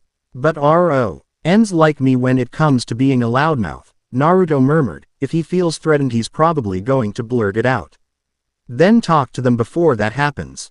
Naruto bit his lip and nodded slowly. He could see the wisdom in the advice even if he desperately did not want to listen. Explain it to Hermione. She's the rational one. If you convince her, you'll get all three. I'll stay, will Harry. Naruto thanked Sasuke and made his way across the room. Hermione, can I speak with you privately? He asked with patently false confidence. Hermione looked surprised and nodded. She was certain. There was no way he could have overheard their conversation, so she was curious as to what he wanted to talk to her about. Ron watched him suspiciously as he led Hermione out of the common room and into an empty classroom. What is it? Hermione asked. Naruto braced himself. You know about Kyuubi? Hermione stilled. Slowly, she answered, yes. You don't know everything. He looked into her eyes. The British witch was surprised at the emotion in the cobalt depths. No, I don't. Are you going to tell me? She asked with a steady voice, mentally patting herself on the back at her confidence. He nodded slowly. I don't want you to be working off half-baked theories, he said. You're too smart to settle for anything less than the entire story, and half-truths are dangerous things. With that said, Naruto settled himself down to sit on top a table. Hermione arranged herself across from him, ready to listen. 18 years ago, give or take a couple months, Kyuubi attacked Konoha, my home village. He wreaked havoc for quite some time. Lots of shinobi died trying to fight him, but nothing would kill him. He was a great fox after all, and they, like most of the greater demons, are exceptionally hard to kill. At that time the village was under the leadership of the youngest Hokage in our history, the Yondaime, my father. He took a deep fortifying breath. Hermione watched him patiently. Yondaime-sama devised a way to take care of the Kyuubi so that he could not harm anyone else. He sacrificed his own life in order to seal the fox, since he could not be killed by any means known at the time. Seal? Hermione asked. Naruto nodded. Unfortunately, the only thing that could possibly withstand the sealing process was a newborn human child. A Jinchuriki. Hermione gasped. Hands F. lying to cover her mouth as she connected the dots. Naruto nodded. I didn't even know about it myself until I was 12. Kyuubi is sealed inside my body. It certainly explained why the adults in the village hated me. But honestly, he has no control or influence over me, but I have access to his power. Is that why foxes like you so much? Hermione asked after a minute of tense silence. Naruto nodded. It's something of a bleed-through trait. Having the soul of a fox sealed inside me since the day I was born seems to have made me just a little, well, foxy. What's a Jinchuriki? He asked. Hermione nodded. Jinchuriki means human sacrifice. That's terrible, she gasped, outraged on his behalf. Naruto tossed her a lopsided grin. Don't worry about me. I turned out pretty good, all things considered. A friend of mine, also a Jinchuriki, took the ostracizing so bad he was a hair away from losing his mind to the demon inside him and becoming a soulless killer when I first met him, he smiled. But Gaara's gotten better since then. He's actually smiling, and he's living to protect his village as the cage rather than destroy humanity. But why would someone do that? Save the many by sacrificing one. It's a time-honored practice all over the world. Hermione digested that. It was hard, wasn't it? She asked softly. Naruto shrugged. I managed. I mean, sir, it sucked and still does, but I like to think that I've made a difference in how people think of me. Tsunade's even gonna make me the next Hokage, so that way I'll be able to protect everyone of the leaf, he nodded decisively. Hermione smiled. Thanks for telling me all of this. It sure answers a lot of questions, she smiled, taking his hand in hers and squeezing reassuringly. I'll tell Ron and Harry that Kyuubi is sealed. I won't mention that he's sealed in you if you don't want. Naruto closed his eyes and smiled slightly. That would be appreciated, Hermione. Thank you for understanding. She smiled again and left to go back to the Gryffindor Tower. Naruto was glad he was sitting since he was sure that if he had been standing he would have collapsed as the adrenaline fled from his body. Naruto wandered back into the common room a good half hour after Hermione. It had taken him most of that time to compose himself and erect his mask of sunshine and roses. Sasuke was waiting for him. How'd it go? He asked. Naruto smiled. She's a lot more understanding than most, he said, sitting down heavily and sighing with just as much weight. She's going to tell Ron and Harry that Kyuubi's safely sealed, but not that he's sealed in me. Smart. Sasuke nodded approvingly. How much longer do we have here? Naruto whined, pulling his knees up under his chin and pouting. A while. Wonderful. With the Dark Lord dead, there really wasn't anything for Sasuke and Naruto to do. Word spread through the wizarding world that Voldemort was defeated, although no one said by who, and the public simply assumed that Harry had done him in like the prophesy had decided. Prophecies, Naruto declared one day, are a load of crap. Especially ones like that. Half of the things they talk about wouldn't happen unless the so-called prophesy was made. Sasuke agreed. After all, how many predictions of the future only ended up coming about because the people made them happen? But so long as the people were happy, they were not going to protest too loudly. After all, the Anbu worked in the shadows, not in the light of the noon sun. That was the way of the Ansatsu Senjutsu Tokushu Butai. The end of the school year finally came without further incident. Naruto and Sasuke felt like cheering like children. The end of the year meant that they could go back home. Their bags were packed and their final report written. And they could not wait. Harry's graduation went off without a hitch. Naruto and Sasuke watched from the back of the hall as all of the 7th years were presented with diploma certificates. The students packed and got ready to leave for their respective homes, promising friends that they would write over the summer. As Naruto was saying his own goodbyes and a thank you to Hermione for not spilling the beans to the whole school, he was approached by Harry. Naruto, Harry said hesitantly. Yeah, can I go back with you and Sasuke? He asked. You said that the person who ordered the contract was Sirius Black, right? He's my godfather and I thought he was dead. Naruto hesitated. We'd need permission to bring you. And it's very dangerous where we live. Can you ask? Harry begged, his emerald eyes pleading. Naruto looked over at Sasuke. Sasuke sighed and teleported away. It was half an hour before he returned with Tsunade's answer. Hokage-sama said that Harry can come, he said flatly. Harry cheered and ran to fetch his trunk. You sound like you don't want him to come, Naruto commented casually. It's dangerous. He's not trained to defend himself effectively. He won't be messing with shinobi affairs if I have any say in the matter. It's decided then, Sasuke nodded. Harry piggybacked on Naruto's teleportation while Sasuke carried his luggage. They arrived inside the Hokage's office, something only Naruto and Sasuke were permitted to do, due to their positions as captain and second of the Anbu. All three shook their heads at the sight that greeted them. Tsunade was asleep, drooling lightly on a document under her cheek. Oi, Naruto yelled playfully, Ba-chan. Wake up. Tsunade jerked upwards, scowling darkly. Shut your mouth, brat, before I regret saving your miserable life. She snapped back, rapidly blinking sleep out of her eyes. Nice to see you too, Naruto grinned as he rocked back on his heels. Tsunade paused. You're back, she said. Their presence just setting in. We are. Naruto grinned some more. A waking up Tsunade was hilarious. You brought the Potter boy, she looked Harry over. We did. How have you been since I last saw you? She eyed Naruto with a critical medical eye. Naruto flashed her a victory sign. I'm back and badder than ever. She frowned. Too bad. Sasuke snickered as Naruto's face fell. Too bad. What's that supposed to mean, you old hag? Old hag. See if I ever give you fun missions ever again. Naruto's mischievous laughter echoes throughout the entire tower. Tsunade cracked a smile. Welcome back you two. Konoha's not the same without you guys.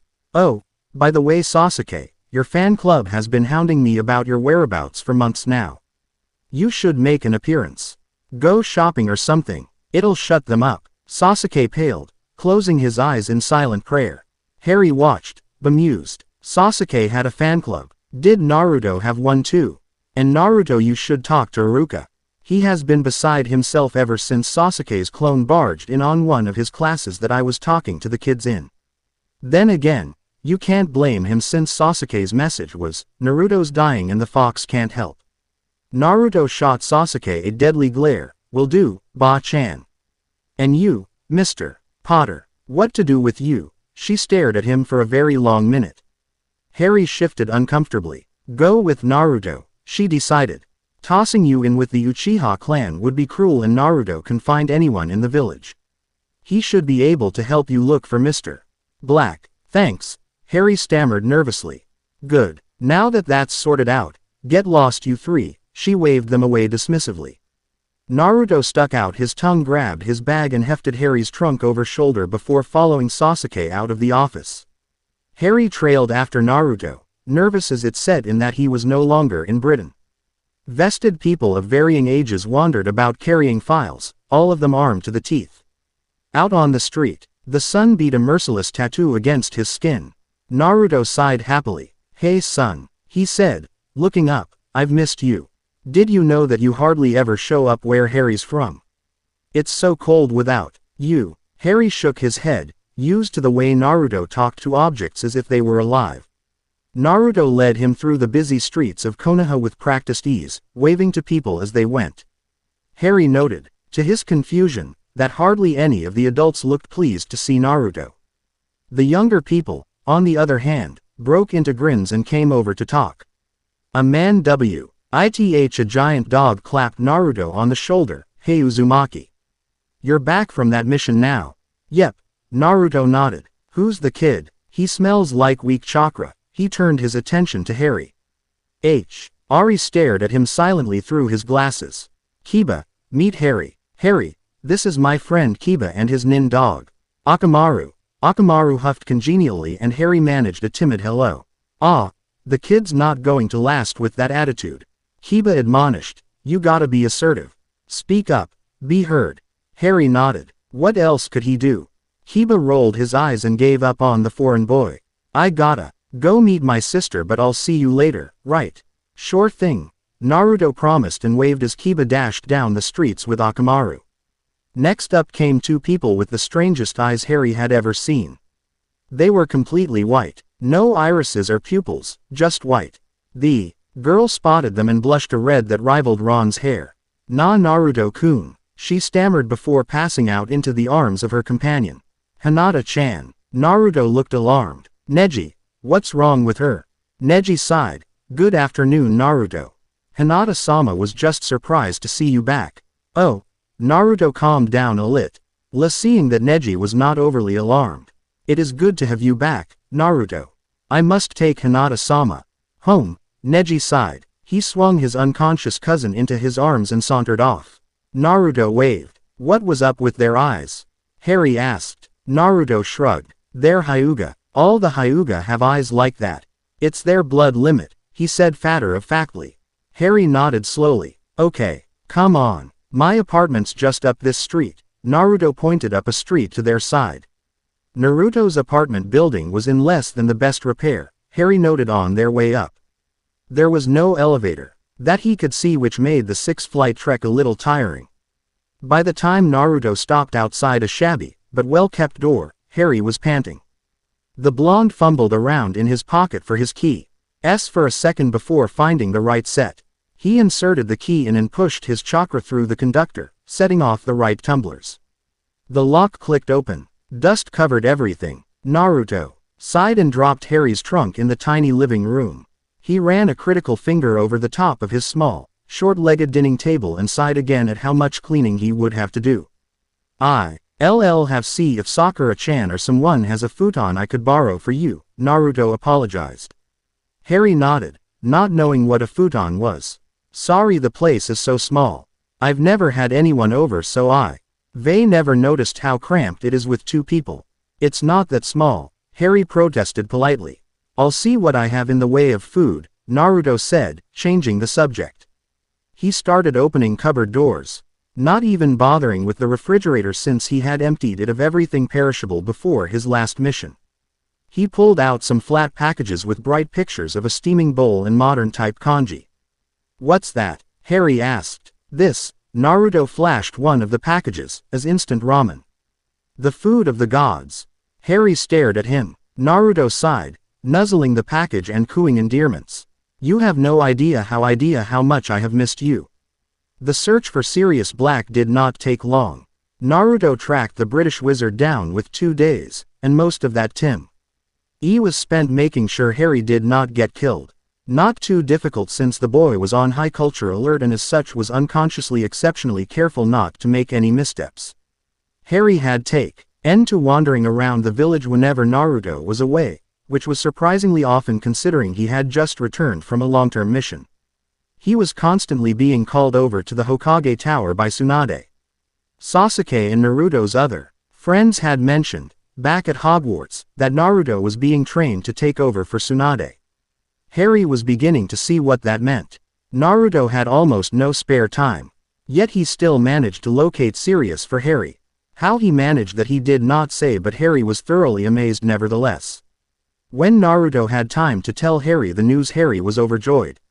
He could not wait to see his previously presumed dead godfather again.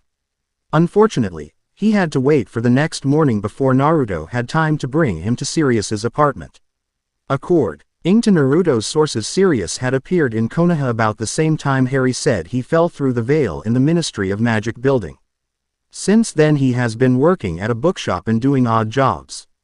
The day dawned somewhat gray, but the morning haze quickly burned off as the sun started shining with a vengeance.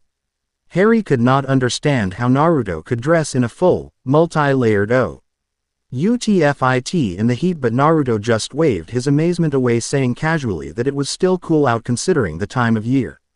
Sirius was living in a little apartment.